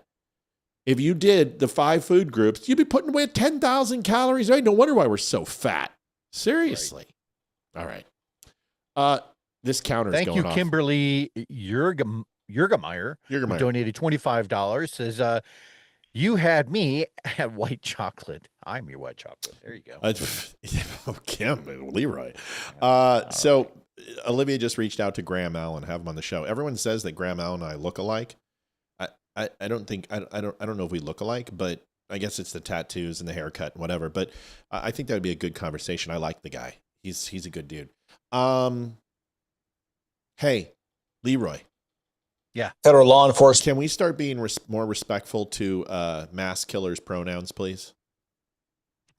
No. Listen, I'm concerned about a lot of things, but this is probably on the top of my list. Can we just really start using the proper pronouns for our mass killers? It's a little disrespectful not to. Here's what I mean. By the way, want to make sure I give my credit. This goes to Tom Elliott. We've used Tom Elliott plenty of times. It's at Tom's. Ethan says that Graham Allen and I look identical. Well, that's good. He's a handsome dude. I get it. At Tom's Elliott, TOMSELLIOTT. It's a little bit of a complicated spelling. Go over and see him. He's great. His cuts are amazing. The shooter and I've used him before. And I want to make sure I gave him credit. He's over on X and at Tom's Elliott. Do that, please. He's a good dude. Here is his super cut. You got to watch. Federal law enforcement identifying the shooter as Robin Westman, formerly known as Robert, but filed for a name change in 2019 to use female pronouns. For the first time, we are now learning who that shooter is. Eduardo says, Looks like a mask. I know. I got with the share. I got to get this little putz. I'm sorry. This guy's driving me crazy. Eduardo says the fact that you patronize this channel and type of content and have 2 black children on your profile pic doesn't make sense. I'm sure the people on this channel think very highly of you. Michelle Leinberger's one of our most favorite people on the show. And the fact that she has black children, I didn't know that until now. So fuck you, Michelle. Can't believe you have 2 black kids. You're off my fucking channel. I just banned her. Thanks, Eduardo, for letting us get them. We don't allow those type of people here. Next time, learn. Thanks, dude. Appreciate it. I try to run a tight ship, dude. I really do. But they got through. We didn't want to let them on. But in case you didn't know this, Eduardo, he's messing with you. He's trolling your ass. All over the fucking place, you douche plow. You have 2 black kids. Minor child, quote, identifies as a female and wants her name to reflect that. She identifies as a female and wants her name to reflect that identification, was underage. It's now Robin Westman. Robin Westman. I better make sure. Michelle, you're not banned. You know that. I'm just getting the troll, Michelle. You know I love you. And yes, I knew you. I didn't know you had black. I don't even care. Who cares? Good Nobody for you. 3 years old. When you have mass shooting investigations so often, there is a pattern. She's like grandchildren. Yeah. You're trying to get after that tonight. You see obviously some real clues here as to what a motive could be. But they're not saying formally what it is yet. We don't have a motive at this time. It's unclear what the motive don't have was. a motive. Again, there's just nothing specific in the evidence. I think it might have been to kill people who were Catholic. It's a hunch. That's been recovered. There's no We in the information. intelligence community call a clue. Just taking a like stab in the dark. Things specific You could to tell identify by a the cross specific out on the motive. front. Right. But they'll be continuing to talk to people to see if there was a flag, if something may have popped up that they can look into. There's no clear motive, and that's what we want to know. Was this a revenge shooting because there were prior affiliations to the school? Is this notoriety? The shooter identified, we are told, as female, legally changed their name from Robert to Robin. There's no connection yet from that to the motive. I don't believe that how the shooter identifies currently in this investigation right now is of significant importance. The mayor also calling on people to, quote, stop villainizing the trans community after learning that the suspect, who was born male, identified as female. Spoke about this so profoundly and powerfully. I have heard about a whole lot of hate that's being directed at our trans community. Anybody that is going to use this as an opportunity to villainize our trans community. This is not the time to jump to conclusions about the shooter, right? What his ideological views might have been, But by all means, what his let's ban own personal. guns. Yeah. But can I just say this in the way that she actually means it? Would that be okay? Yeah. Great. Here it is. we don't give a shit about who was killed. Because honestly, that's not very important, because that's not going to stimulate my growth in the community. It's not going to increase my DEI rating. It's not going to go ahead and bring in donations. What will is if I go ahead and I marginalize the people who were killed, and I go ahead and give you pronouns and try to ensure that the right doesn't make common sense, logical arguments. So you give me more money from the teachers' unions and everywhere else by propagating and moving the transgender community to the front of the list as they didn't do this. See, there was a time when we went after Richard Ramirez that we didn't look at his last name and go, that Mexican. Nobody did. No one ever said anything about him. You never heard that he was Mexican. Nobody cared. But then there was a point where things changed. And we started talking about Rodney King. And everyone said black this, black that, black this, black that. And newspapers sold, and politicians got sound bites, and they were interviewed. And we started to see the lines of delineation between one group and the other. Then you had O.J. Simpson. And there was always division in this country, but there was a time period, there was a grace period between about 1979 and like 1986 where it was pretty damn good. And then it went to shit. But this and these people are marginalizing the victims and trying to go ahead and separate based upon the thing that matters least. It doesn't matter that this person is trans. Doesn't matter. It matters that this person is mentally unstable, and they were absolutely, without any doubt in my mind, possessed by Satan. Because I saw the photos that this person did. I saw the writings that they wrote. I've seen all of it. And there is some demonic shit that this guy was involved in. And whether you believe in Satan or not, whether you believe in God or not, if you believe that you're a woman when you're actually a man, then all that matters is that you actually believe that you're possessed by Satan. And that's fucking good enough for me. So when we say that this kid was possessed by Satan, that's not necessarily a spiritual talking point. That's just that this guy convinced him that he was a woman. How hard do you think it would be that the voice of Satan is commanding him to do the things that he's doing? That is my point. Leeroy, your thoughts? Whether or not Satan was actively involved here or not, I don't think that even should be up for debate. Obviously, he was. Something else, Living Patriot had posted a comment a minute ago. It said, protect the trans community at all costs. Yeah. Now, I agree with that.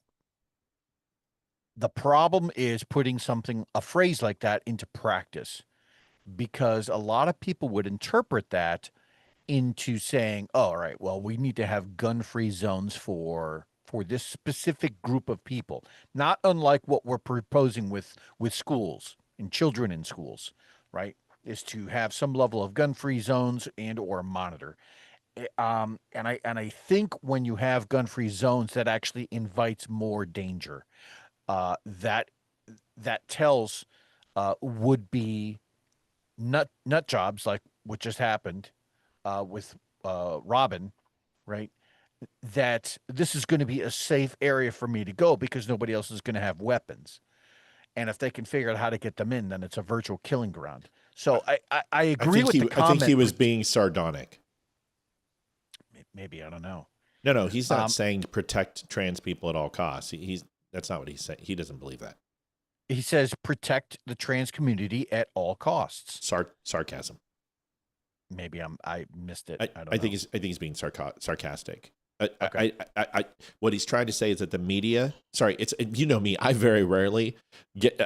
You screw this up usually. So the fact that I understand it is shocking. So what he's saying is he was talking about the people in the video that they are trying to protect trans people at all costs. That's what he's saying. Oh, okay. Yeah. It's All right. okay. No, you I'll make a shut up good. now. No, don't shut up because you make a very good point. And 180 people in Legacy seem to love what you're saying, and then another 100 on our other social media channels. Here is this photograph. Now, a little bit of a breakdown for you, and I want you to understand that some of this is Cyrillic and Arabic. On this page, but throughout his journal, I said I wasn't going to share his journal, but this one's pretty important. So it's obviously a person looking into a mirror. They have a rifle slung across their back, right? Yeah. The mirror, their reflection is not human. It's skeletal, demonic with horns. The 4 horns, I think, is significant. And it looks like almost like a bovine skeletal figure, like but neither here nor there. I've looked at several different religions, and this comes down to paganistic, but more importantly, Greek mythology, and the Minotaur is more what it looks like to me, but still has evil and demonic properties in other religions. The Russian on here, or Cyrillic, sorry, you can see the KTO in the backwards R says, "Who am I?" And then it's followed, "Well, when will this end? Help me. I don't want to. Help. Kill yourself." Over and over and over and over again. If you're looking for some semblance of truth, this is not where it's at. There is nothing to decipher here. There is nothing to glean. This isn't a Jeffrey Bundy situation. Jeff Bundy? Yeah, I know who you're Ted. talking No, about. Ted Bundy. Ted Bundy. This isn't a Ted Bundy, or like a Charles Manson kind of. Which is also a study. He was crazy and insane, but Ted Bundy. But you can look at Ted Bundy. You can look at Charles Manson. You can look at Richard Ramirez. You can look at the Son of Sam, and you can learn things from what they did about. Because even though they were absolutely clinically insane in every single way, there was a case study to be had. This guy was so fucked up beyond Hogan's goat that there's nothing here, because everything he said was just spewed in absolute nonsense and gibberish. This person might as well be a fungo, and you're trying to have a conversation with him. There's nothing of substance here. I saw his 10-minute diatribe, and it was just nonsensical madness. This would be trying to, like, even the guy from Seven, Kevin Spacey's character, you could learn something from. Right. Even though he was mad and insane, he had a method to his madness, and it was purposeful. And honestly, it was fairly poetic and masterful, if you think. I mean, I'm sorry. I don't have a lot of, I mean, it really was. I mean, the way he set up his scenes, the way he tied it to the 7 deadly sins, and how, he had Brad Pitt become Wrath, and he became Envy, and what he put in the box, it was all pretty. What's in the box? Yeah, it was pretty amazing. Yeah. Somebody you would study and learn from. This guy is just a fucking loon. He is insane in every facet. I'm not saying that any of these people are good people. What I'm saying is that they would be case studies to try to understand what a psychopath is. This guy was just literally, he wasn't a mastermind. He wasn't clever. He just was a completely sick and demented human being. Yeah. Issues. Yeah. That's it. That's it. And multifaceted, right? Not just a psychopath. No. But But probably a paranoid schizophrenic at the same time. I would be very shocked if there wasn't some sort of autism involved, and we'll find out with this guy. This guy was he was off the fucking rails in every capacity. Didn't stand it. And I'm not making excuses for him. I'm just letting you know is that you're not going to find anything of value if you try to study this weirdo. That's all I'm trying to say. No, 1,000%. I completely agree with that. I think that everyone, at birth is kind of given a certain number of obstacles to overcome. Some people are missing, a limb, or maybe are born blind or deaf, whatever the case is. But there's a special kind of circumstance when it's a mental health issue when somebody thinks that they are talking to people who are truly not there, there's a bigger hurdle to overcome there. And although we here in the United States absolutely agree and everyone having equal rights, you have to admit that when this kind of thing happens and it's somebody who's that far off the deep end, well, no, they're not. They're not. You wouldn't allow that person to drive necessarily, right? Yeah. So same thing applies for guns. So trivia question tonight. I don't think I have one. And I usually like to do it, but I'd like to continue to do the show. And I'm sorry, unless Olivia wants to pass it off to me. There's a reason I didn't mean to share the picture of this guy. So I'm going to shift gears, and I want to show you Gavin Newsom is running for president of the United States. Yeah, I saw that. He didn't say it.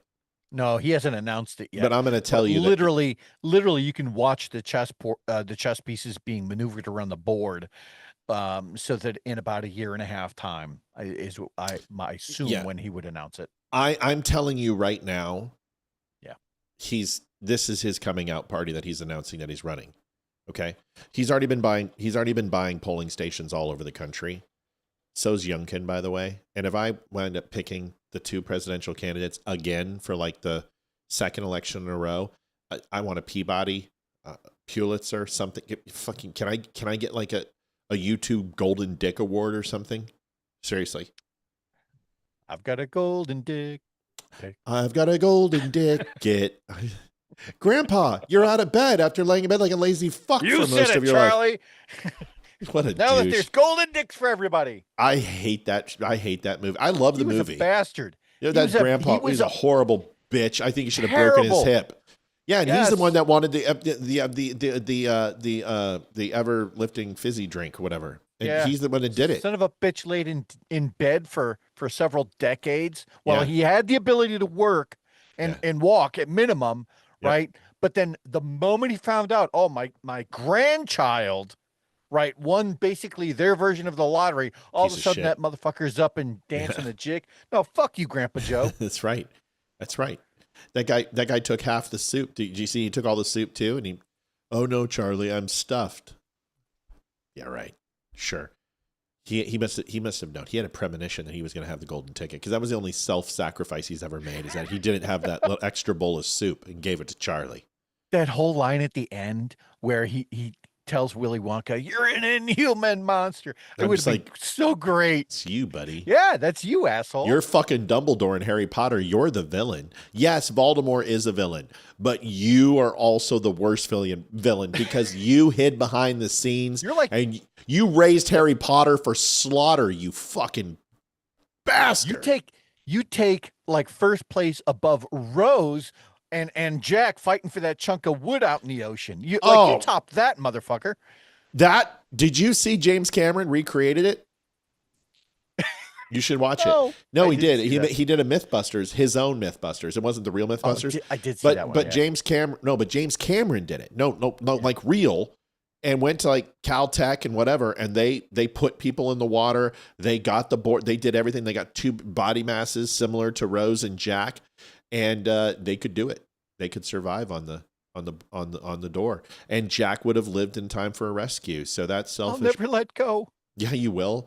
Except for right now when I'm too cold. And I've got more body fat than you, but you get it's just a woman thing. It's just the way it is, you know? I mean, let's be honest. Terrible. They're all praying mantises. They all eat you in the end. Yeah. Gavin Newsom, here's his coming out party. He's going to run for office. And I'm telling, and this is not an appeal to authority, but I'm pretty good at this. Here it is. Now, look at the symbolism for Trump. Look at the crossed hands, standing tall, the exuberant amount of flags. Gavin Newsom is trolling Trump still, even on this. Listen to this. Listen to this shift. Score that success to highlight the fact that there has been over 4,000 vehicles in Oakland alone, stolen vehicles that have been recovered under this operation. Illegal guns, DUIs, that operation continues again to this day. quite successfully, embraced by the new mayor, currently members of the city council, including, again, those that help sponsor this effort at the county level. We've expanded those operations in San Bernardino. We expanded those operations in Bakersfield. Amy Bordeaux, I got your message. I don't know if you heard me. I read your text. I can't answer there. I'm going to try to fix that, but I got your message. Yes, ma'am. And we've received additional requests in other parts of the state. And that's what we wanted to highlight here today, that we're going to be expanding this operation, building on the success that is now included over 9,000 arrests statewide, a effort that will now take shape on the border division down in San Diego. We're going to advance this effort down in L.A. To other parts of the Central Valley, not just limited to Bakersfield, in partnership with Mayor Go there in San Bernardino. Roby Martin says, if Trump shit on the ground, these are the kind of guys that would go smell it. Speaking from the party that sucks their boyfriend's dick when it's covered in shit, you really don't have a leg to stand on. Moving on. And we're going to expand this operation in a collaborative that continues to include the cities and counties, our partners in the sheriff's office and local law enforcement agencies. We continue as well to work with the federal partners. I'll remind you, in San Francisco, working with the Biden administration. Jeez, he's as word salad as score that Kamala, success. Kamala, yeah. This, you know what? I think it's awesome that people like Roby Martin are going to run to San Francisco's finest in the election. We absolutely love that knee pads ran last time, and now you're gonna run. Listen, he is not Bill Clinton, and he's desperately trying. But the fact that he's addressing crime in California, this is going to be the number one issue on 2026 and 2028 will be crime. It has moved to the top of the polls. Abortion has slipped massively. The economy is still strong, but border has slipped. Really, crime is where it's at. So Gavin Newsom is trying to get ahead of things, and we all know he can do it. He cleaned up San Francisco in one day as he punted all the homeless. Mad because it's true? No, I'm not mad. What do you mean mad, Roby? Roby, let me ask you a question. Do you see me coming onto your dilapidated page that nobody fucking cares about and talking to you? So you can't sit here and say, I don't even know who you are. I really don't care. And your clapback wasn't even good. So you came back with mad. No, I'm not mad. I just fucking snuffed you into the ground. I knocked your dick in the dirt. You can always call in. I can do it this way too. It doesn't really matter. But no, I'm not mad, bro. I'm not coming to your page, dude. You're coming to mine. So please. Oh, hurt me more. Give me more traffic. Oh, God. You sure may have another. The world falleth upon me. More traffic. Whatever will I do with it? Go ahead, Leeroy. There's some level of hypocrisy from Gavin Newsom. I don't know if anybody caught this. There's a really great channel out there. Do not leave this show to go look for this channel right now. You always do this. You always cross-promote people who I don't know. Go ahead. It's all right. She runs a podcast called, it's got like 2A update. Okay, just hurry up.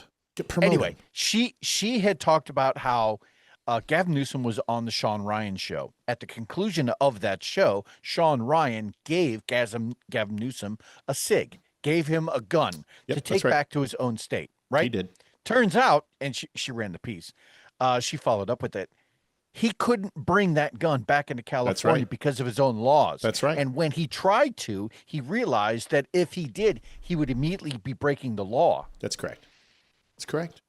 Why? Because it's not California compliant, because it doesn't have a 10-round capacity. They pussify the Glocks. Like the first thing I did when I got into Texas was sell my California Glock Gen 4, which was 10-round capacity. Roby says, you voted for a pedo. Shut up. You know what? I will do this right now. I will go on to PayPal or Venmo, and I will provide you $10,000 cash. Cash. Now, do I have it? No, but what I will do is there's been a loan that I can get approved through PayPal or Venmo for my business, and I'm approved for, and I will go ahead and do that for you. $10,000. If you provide me an indictment, a warrant, an affidavit, anything, even a parking ticket that implies that Donald Trump is a pedophile. Right. Do that right now, and I'll give you you know what? Fuck it. Fuck it. I will delete my show, and I will never come back on air again. That's something I can give you right now. All you got to do is provide proof that he's a pedophile. Please do that. Take as long as you want, as long as it's by the end of the show. So you've got about 15 minutes. You can call him at 276-200-2105. Then when you call him a rapist, go ahead and show me where he has been indicted, accused of rape in any way, shape, or form. In a civil court, it was thrown out. He's an adjudicated rapist. That's because you guys are fucking retarded. You think people won't look up what adjudicated means. We happen to know what adjudicated means. So you also have to understand that that's going to be dismissed with extreme prejudice. And the civil penalty will also be dismissed with extreme prejudice. So, dude, listen, we know you don't like Donald Trump. We understand you're trying to get a rise out of us. It's not going to work. My kung fu for you lefties is so fucking exceptionally strong. You don't even know what my soft spots are. I will fuck you up 12 ways to Sunday if you come on here live. You have nothing because I will blow you out of the water, Roby. So please give me a try. 276-200-2105. Please. I feast on simp blood. Give me a chance. Have you ever noticed that the lefties and the people like Roby that come on here and like just start trying to spew their venom, that they always attack Trump, but never the policies? You ever notice that? Well, you can't attack the argument. You attack the man. Right. These just guys qualify the person. See, and then they go, I went on a podcast and I distracted him. This is what we do. You're not distracting us. You're our show. No, you're the main course, dude. You're the jester at this point. Just keep dancing, motherfucker. See, oh my God. See, I know you so well. You're such a fucktard. You just walked right into the trap. Literally right after I said it. Looks like it's working to me. I just told you what you were going to do. You did it. You think and you're celebrating that you're hijacking this show. This is just getting us more clicks. You're helping. Do you know what you've done now by posting 5 times? You've opened up your friend list to marketing. So I get to market to your friends list because all your friends fucking hate you. I've seen your page already. I looked it up. You have no interaction. Nobody likes you. Nobody talks to you. There's no one listed. Nobody likes you. So now I get to go ahead and market to your friends list. It's fucking great. You voted for a pedo. 0 followers, 0 following. Roby Martin. Real strong guy there. Roby, I use a fake profile. I'm a virgin. I love you, insoles. I love you guys. No, seriously, without you, I wouldn't have gotten to 251,530 people. Our network is now over 275,000 people. That's fucking awesome. You guys are literally providing me sustenance in life. With every bit of your soul you put into this show, I just suck it away from you like a vampire. I love it. You're going to be thinking about me. You'll come back. You guys never can leave until I ban you. And I'm not going to ban you, Roby. I'm going to keep you around. Moving on. He's just repeating himself now. But, okay. Here is, I don't know. Do you want to hear? Oh, there's so many different ones we can hear. Let's see.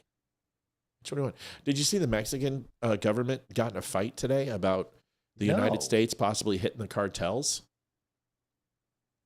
It pretty much looks like every Mexican fight. There's just a bunch of Spanish and cussing and a bunch of other people get involved and jump one guy. Yeah. So here it is. Was that racist? No, it's not racist. It's just the truth. Okay, here it is. I wish that our senators would do this. Watch this. Oh, I see some slaps happening. There we go. Hell yeah. Hey!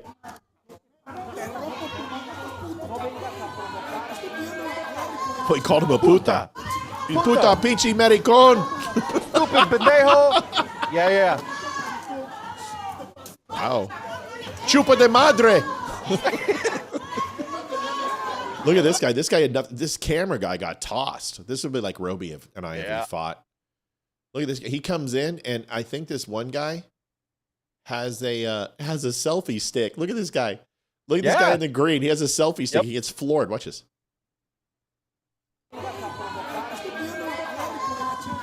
He's like, get the fuck out of my way, nerd. Watch this. Oh.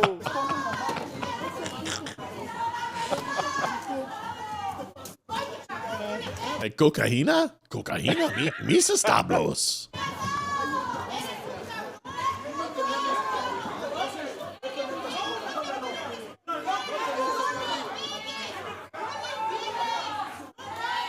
Wow. Dude, Mexican politics are so much more colorful. I love it. I mean, seriously. Oh, Roby. Oh, Roby. That's amazing. Roby. Oh, you're done. See, I gotta ban you. I gotta ban you. What do you say? He went to the January 6th thing. He holds a top secret security clearance that's more important than your mother. He can't be J6. And I was driving. I have a live video. I wasn't even there. No, you can't. That's so low rent, dude. Come on. Yeah. Well, I wasn't even there, homie. I don't. That's just a crying shame. That's weak. I mean, you could have done something better than that. What do you think of Mexico, dude? They're pissed off because the cartel, and there's people like there who want U.S. assistance to get involved, and some of them aren't having it. See you, Roby. Bye, Roby. Oh, and by the way, bye, Felicia. Enjoy your 90-day suspension for dropping the agates word. Really nice, dude. You're a real good liberal. Using homosexuality as a slur. How dare you? What are your people going to say? Come on. Listen, do we go in? Do we support Mexico? Do we start whacking the cartels? Yes. With extreme prejudice. Just drones, right? You don't need to get in there. Just hit them with drones. I mean, I'm okay with whatever works. You don't put boots on the ground, though. You don't want that shit. I mean, I know that the cartels would almost certainly backtrack with human intelligence and try and track down every federal agent's families, you know, and probably try to work at that angle, which is probably why drones would be a much better option. Yeah. But whatever works. Again, I'm okay with it. Yeah. I'm okay with limiting the supply so badly that causes a spike in the price to something that is completely unsustainable. Yeah, I mean, like clear and present danger type stuff. Yeah. You know what I mean? Yeah. Yeah. You know? Sicario, that shit, right? Yeah. The bird is in the pot. Cook it. Cook it. Such a great movie. Oh, cellulose laser guided bomb. Whatever. Sounds a paper bomb? Sure. Why not? Here's a video. You can always tell it's in the eyes. Enjoy this. She looks angry. I have an idea. How about some of our billionaires get together and offer to buy back assault weapons or semi-automatic weapons? Here we go. Semi-automatic. And since they have so much money, they can give the money to the gun owners and then melt down the weapons. Because I don't know if you've noticed, a lot of the billionaires that we're very tired of hearing about, you know, they don't really do much for philanthropy. They just like hoard their wealth. So maybe this would be a good way for them to solve a problem which leads to the number one cause of death in children, which of course is gun violence. I have an idea. This lady How about is literally, I dub her boner killer. Oh God, yeah. Her voice is I mean, with the lights off, she's passable, but the moment she starts talking, it's just. Mm-hmm. It's like Snoopy when they hear adults, you know. Your thoughts on this? Let's use billionaires to buy back guns. Sure. It's always convenient for leftists to dictate how other people spend their money. For people to claim that there is a better purpose for money, to forward their idea of what progressivism looks like. In this case, in this lady's case, she is literally trying to say billionaires need to spend money on this, but not my money. It's always somebody else's problem, which, you know, according to Margaret Thatcher, that's the problem with socialism, is that eventually you always run out of somebody else's money. You know what's interesting? You take 500 million guns on here, you do the average price of $250 all the way up to 800. That's going to be anywhere from $250 billion to $650 billion to buy guns from every American. Take a guess. even it was voluntary, to process all of that metal, to break them down, to make them not work, to collect them, to go get the ones that won't give them up so easily, to go into the inner cities.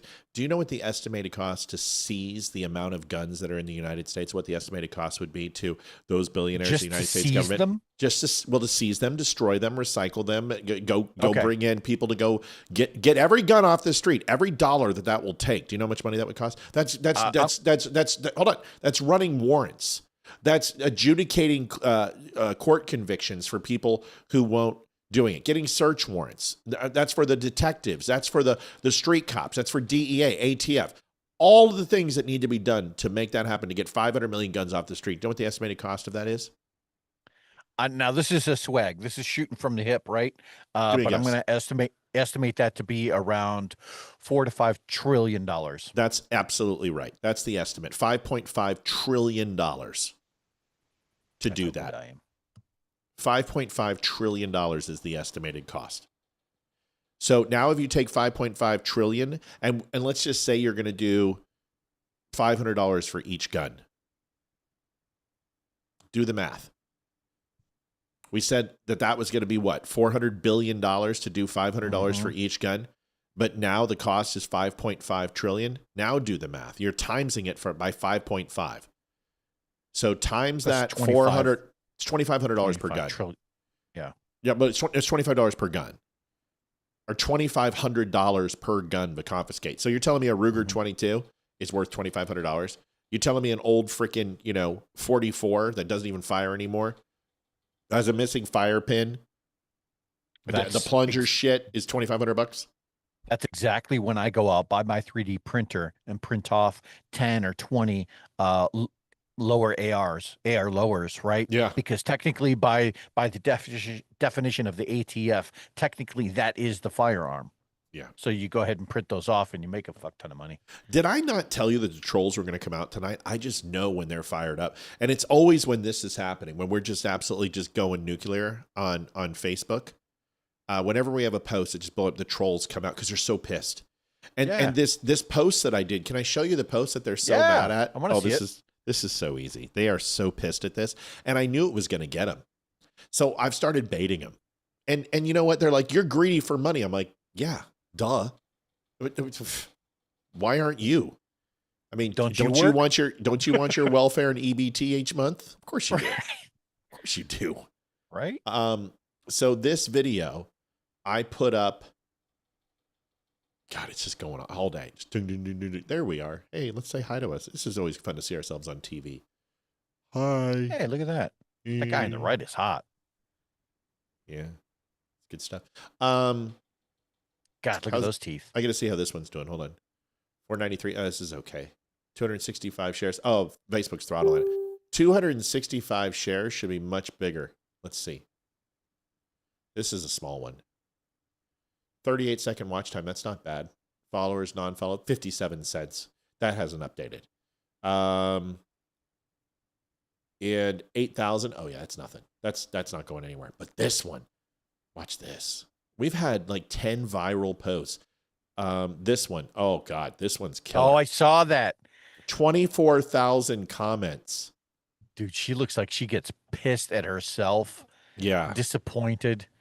Like, why did I do that? I'm embarrassed now. It's at 2.275 million views, and it was at 1 million at dinner. So that is a total of, what time did I put it on? It said 4 hours. It made 1 million views. Yeah, so it's at 2.25. This thing's going huge, and that's where we're getting all the likes. I mean, it's going nuts. All right, so here's the video, and all I did. I just put a little bit of bait on there, and I don't do this very often, but I did it today because I'm like, you know what? I'm going to try this. I'm going to try to put a video that doesn't have a lot to do with politics. I'm going to make it political and see what happens. Holy shit. Was it a massive success of epic proportion? So I'm like, I'm going to get a video that has nothing to do with politics, make it political. So I put 3 guesses who she voted for. Right. And then it says nurse almost takes out several cars before wrecking. And then the end. Watch this.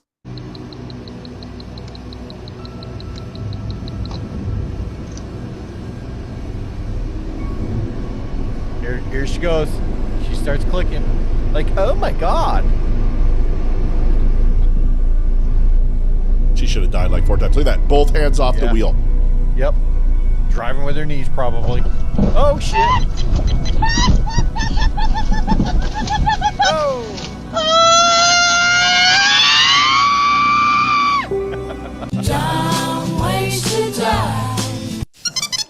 That's all I did.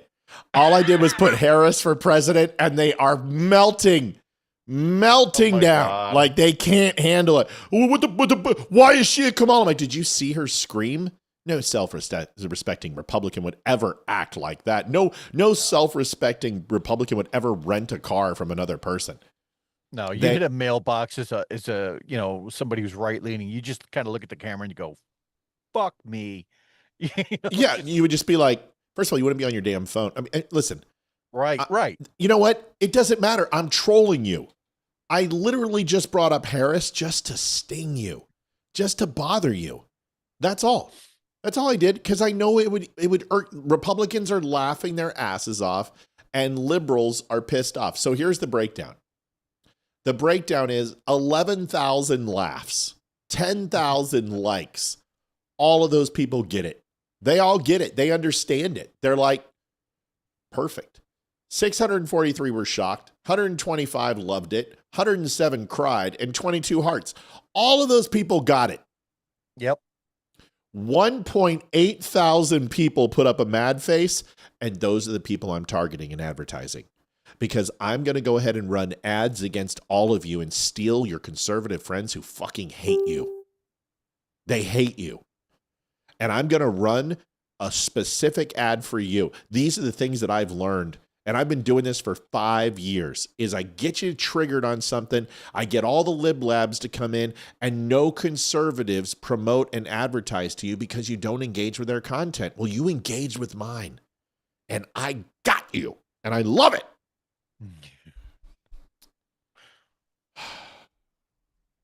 That's amazing. I love it.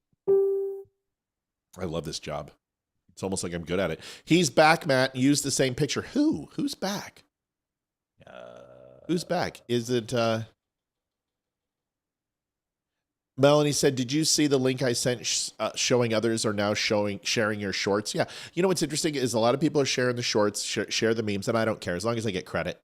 Texas Conservative does that. He takes my stuff all the time, but he at least gives me, he doesn't share my post. He takes the post and then he tags me in it, which is nice. I mean, that's fine. Is that it? Is that all I get? All right, Leeroy, we got to do one more and then we got to go. It's a big night. Hell yeah. So, hey, this weekend, we'll be here tomorrow. Olivia and I will be here. But we're going down to Virginia Beach for the first time in a long time. We're taking a little vacation. And it's just a 2-day vacation. We're going Sunday and Monday. We'll be back Monday. I'll be on the show. But we're going to go see Def Leppard, which is one of our favorite bands. Oh, hell yeah. Well, my daughter opened up her mouth. She saw Def Leppard in Houston, where Joe Elliott pointed up at us and went like this to me because he was ready to come and do a new song in the set list. And I'm like, he comes out, he's like, Houston. And then I say, do you want to get rocked? And he's like, that's fucking right. And then they sang it. It was great. Anyway, and that was a great, she's like, I think Offspring's better. What? No. Def Leppard is now the #1 touring band of all time. They are the longest. They when Fleetwood Mac stopped, they are the longest. Def Leppard has been on tour for like 40 years. Mm-hmm. I saw them for the first time when I was 13. So I love them. We're going to go back and have a good time. I'm headed up to Cleveland this weekend. And then like the weekend after that, I've got duty. Then the weekend after that is the final week, Chiefs' final week. So we have their season and we're going to go have some fun with them. And then at some point, I'm hoping my schedule gets back to normal because I'm just getting tired. You got to get up here before the holidays. Come see it. You know, I mean, it's not like it's a long trip. Maybe, I don't know if Sandy wants me up there, but I would like to get together sometime soon so we can do something. We need to do an in studio with all four of us. That would be fun. And it would just be really cool to do it here. Let me see. I'm going to show you one more. Oh, this is good. AOC is now a Nazi fascist. Oh, of course she is. Well, she's left. I saw Def Leppard before Rick lost his arm, too. Yep. I'm a big Def Leppard fan. I've seen Def Leppard. This will be my 14th time seeing Def Leppard. The only other band I've seen more than Def Leppard is Jethro Tull. Jethro Tull is like my number one. I think I've seen them 18 times. But I'm a big Def Leppard fan. I love Lep. Seen Social Distortion. I mean, concerts were kind of my thing. But we were in California. I mean, Boulder, Colorado, and California, the two greatest concert states in the world. Yeah. Red Rocks and LA, the LA Amphitheater, the Hollywood Bowl. It doesn't matter. Okay. AOC, fascist. Yes. Listen to this, and then we're done. You'll make a comment. You'll get your 1 minute, and then we're out of here. You know, I do think that several members of Congress in some of my discussions have brought up media literacy because that is a part of what happened here. And we're going to have to figure out how we rein in our media environment so that you can't just spew disinformation and misinformation. It's one thing to have differing opinions, but it's another thing entirely to just say things that are false. And so that's something that... Sounds like we have somebody coming over to the conservative team. My God. I never thought I'd see the day. Your thoughts on this, dude? Does it sound like AOC wants to be on the conservative team? No, that's not conservatism. Oh, it's not? What is it? I thought it was. I thought all conservatives were fascist. No, that's a lie. Okay. Yeah, when you have to start monitoring and controlling the media and what they say, just harken back to 1984. And, even if you strip off the left and right labels, let's just say that controlling speech is bad. And that if you do that, you're an evil fucking prick, which she is. You're cussing a lot tonight. I am done giving a shit. Okay. I have a ginormous brain that I love to bring to parties. But something like this, I'm just... Hey, get wet, as they say. Yes. I'm going to make these arguments with an erection. No, if she's going to claim that route that, all of a sudden they need to start... I do... that they need to start controlling what the media does and says. If you go back 6 months in one of our podcasts, we found a very similar clip from Hillary Clinton that said that if we couldn't control social media, that they quote unquote lose all control. These are leftist policies to control the media. And that's just the fact. No libertarian, nobody who leans that far right would ever make that claim.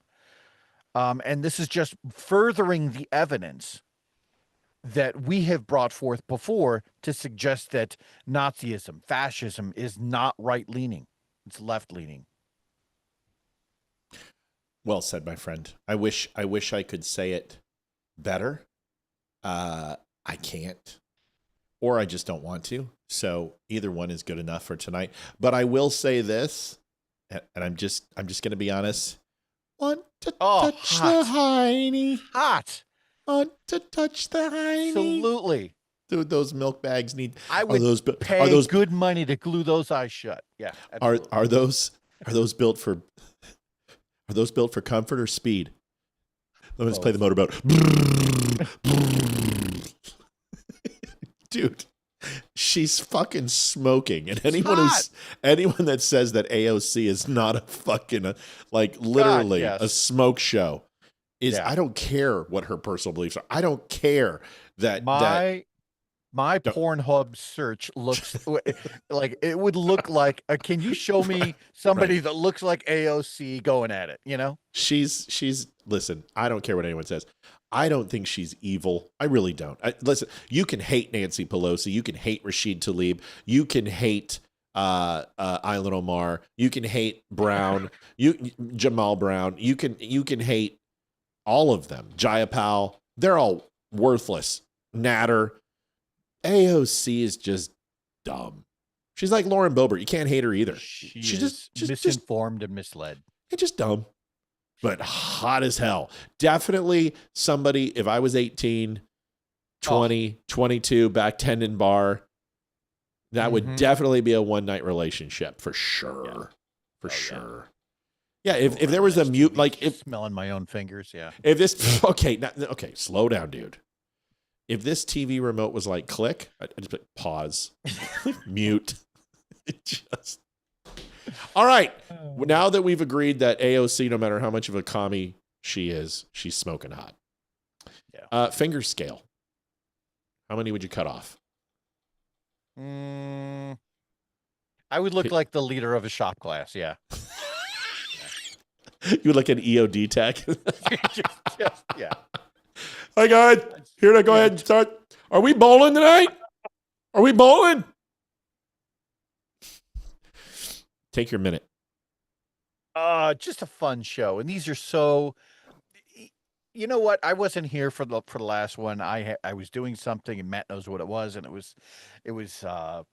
You know, I have other obligations, but when we have shows like this where we just laugh and we have fun, even given the circumstances behind maybe the shooting or AOC or some of these other lefties who don't know how to drive, right? Or making fun of Gavin Newsom. That's okay. We can do that. That's what they're there for, is to make fun of. Yeah. Have a little fun with it. Everyone should get a giggle out of it at least. And thank you so much for everyone who donated tonight. We hit 562.60. You guys are amazing, and we have the best audience there is. Yeah, hands down. And you know, I even love our trolls. And you know, there was a time, like just to give my trolls who are all watching, and I know who you are. I know you've created accounts and like now you stop talking because you don't want to get banned. You like the show. Stop pretending you don't. You're like, these guys aren't regular Trump guys. They have a sense of humor. And the thing is 2 years ago, 3 years ago, you guys could impact me. You guys don't touch. I literally don't think about you the moment I turn the show off. I think about how Leeroy and I interacted. I think about if I said anything that pissed him off, and then I think about the viewers, but I don't think about the trolls. In fact, if I did, I would never get a moment's sleep. So I know you guys want me to think about you, but I know you're thinking about me, and that's almost the same thing, right? Almost the same thing. Not quite, but should be close enough to satisfy you. Folks, we're on tomorrow, Friday, Red Friday. Olivia and I will be on. We'll be taking you into the weekend, and then we're out of here. And we're going to go to V Beach. I will be broadcasting live. Enjoy that concert. Oh, yeah. You know what's great? For the first time ever, we're sitting back in the lawn. Like, we're super far from because I've seen Def Leppard 3 rows in Denver. Yeah. Like, if you go watch the Porsche Some Sugar on Me video, my brother's in it, and I'm literally right behind the chick with the huge boobs and the giant blonde hair, but I was too short. But that was Denver. Saw you. Yeah, but they saw my brother. And that's good enough. That's all the proof I need because I was there. And if you don't believe I'm there, then all you need to do is look at my SSBI background check and when I had to do my poly, and that question came up. So that's proof that I was there. Really? But, I got in trouble. You didn't know about this, did you? No. I got pulled in week 6 of strike because background check came back and people said I smoked marijuana, and I did. And my recruiter told me to lie. So they hooked me up to a poly. Oh, shit. And they started asking a bunch of questions, and I just... and then when I was 3... Right. I told them everything. Like, I just spilled. I'll tell you all about it. It was crazy. I didn't get my clearance back until I walked into... we'll just talk personally. I'll tell you what happened. Yeah. But yeah, I thought I was going to go ship to Fleet being a boatswain's mate at one point. That's how bad it was. No clearance. Yeah, because you can't lie. But that's what they told you to do back then. They told you to lie. Don't admit you smoked weed. Sure did. So I did. I completely fucking lied, but I completely told the truth. And they made me sweat it. And I still got my clearance. But they made me wait like 16 weeks. And I still went That's through all actually my pretty quick, honestly. Yeah, but I went through all my trainings. But dude, my dad made phone calls and he had some poll, and then got senators involved, and yeah, it's a very interesting thing. Anyway, listen, we love you guys. See you Friday. Appreciate it. We'll be broadcasting live from Def Leppard. We're way far back. Like, we wanted to be on the lawn so we could just chill out and not be involved with all the crowd, because we've been up close, we've been mid, and we were like, let's just get these seats and go. So we'll see you guys, and we'll take pictures and stuff. Leeroy, I love you, buddy. Thanks for being on tonight. We'll see you guys on Monday. Good night. Or no, Friday. Love all you guys. Friday then Monday. Peace out, and love you guys. Like, share, and subscribe. Thank you. Peace out. See you guys. Adjusting transmitter output. This is the Don't Unfriend Me Show with your hosts, Matt, Leeroy, Amy, and Olivia. Geopolitics, military analysis, and election coverage. Coming to you live on all major social media channels at The Dumb Show. Honest, direct, unfiltered. We can agree, we can disagree. Just don't unfriend me.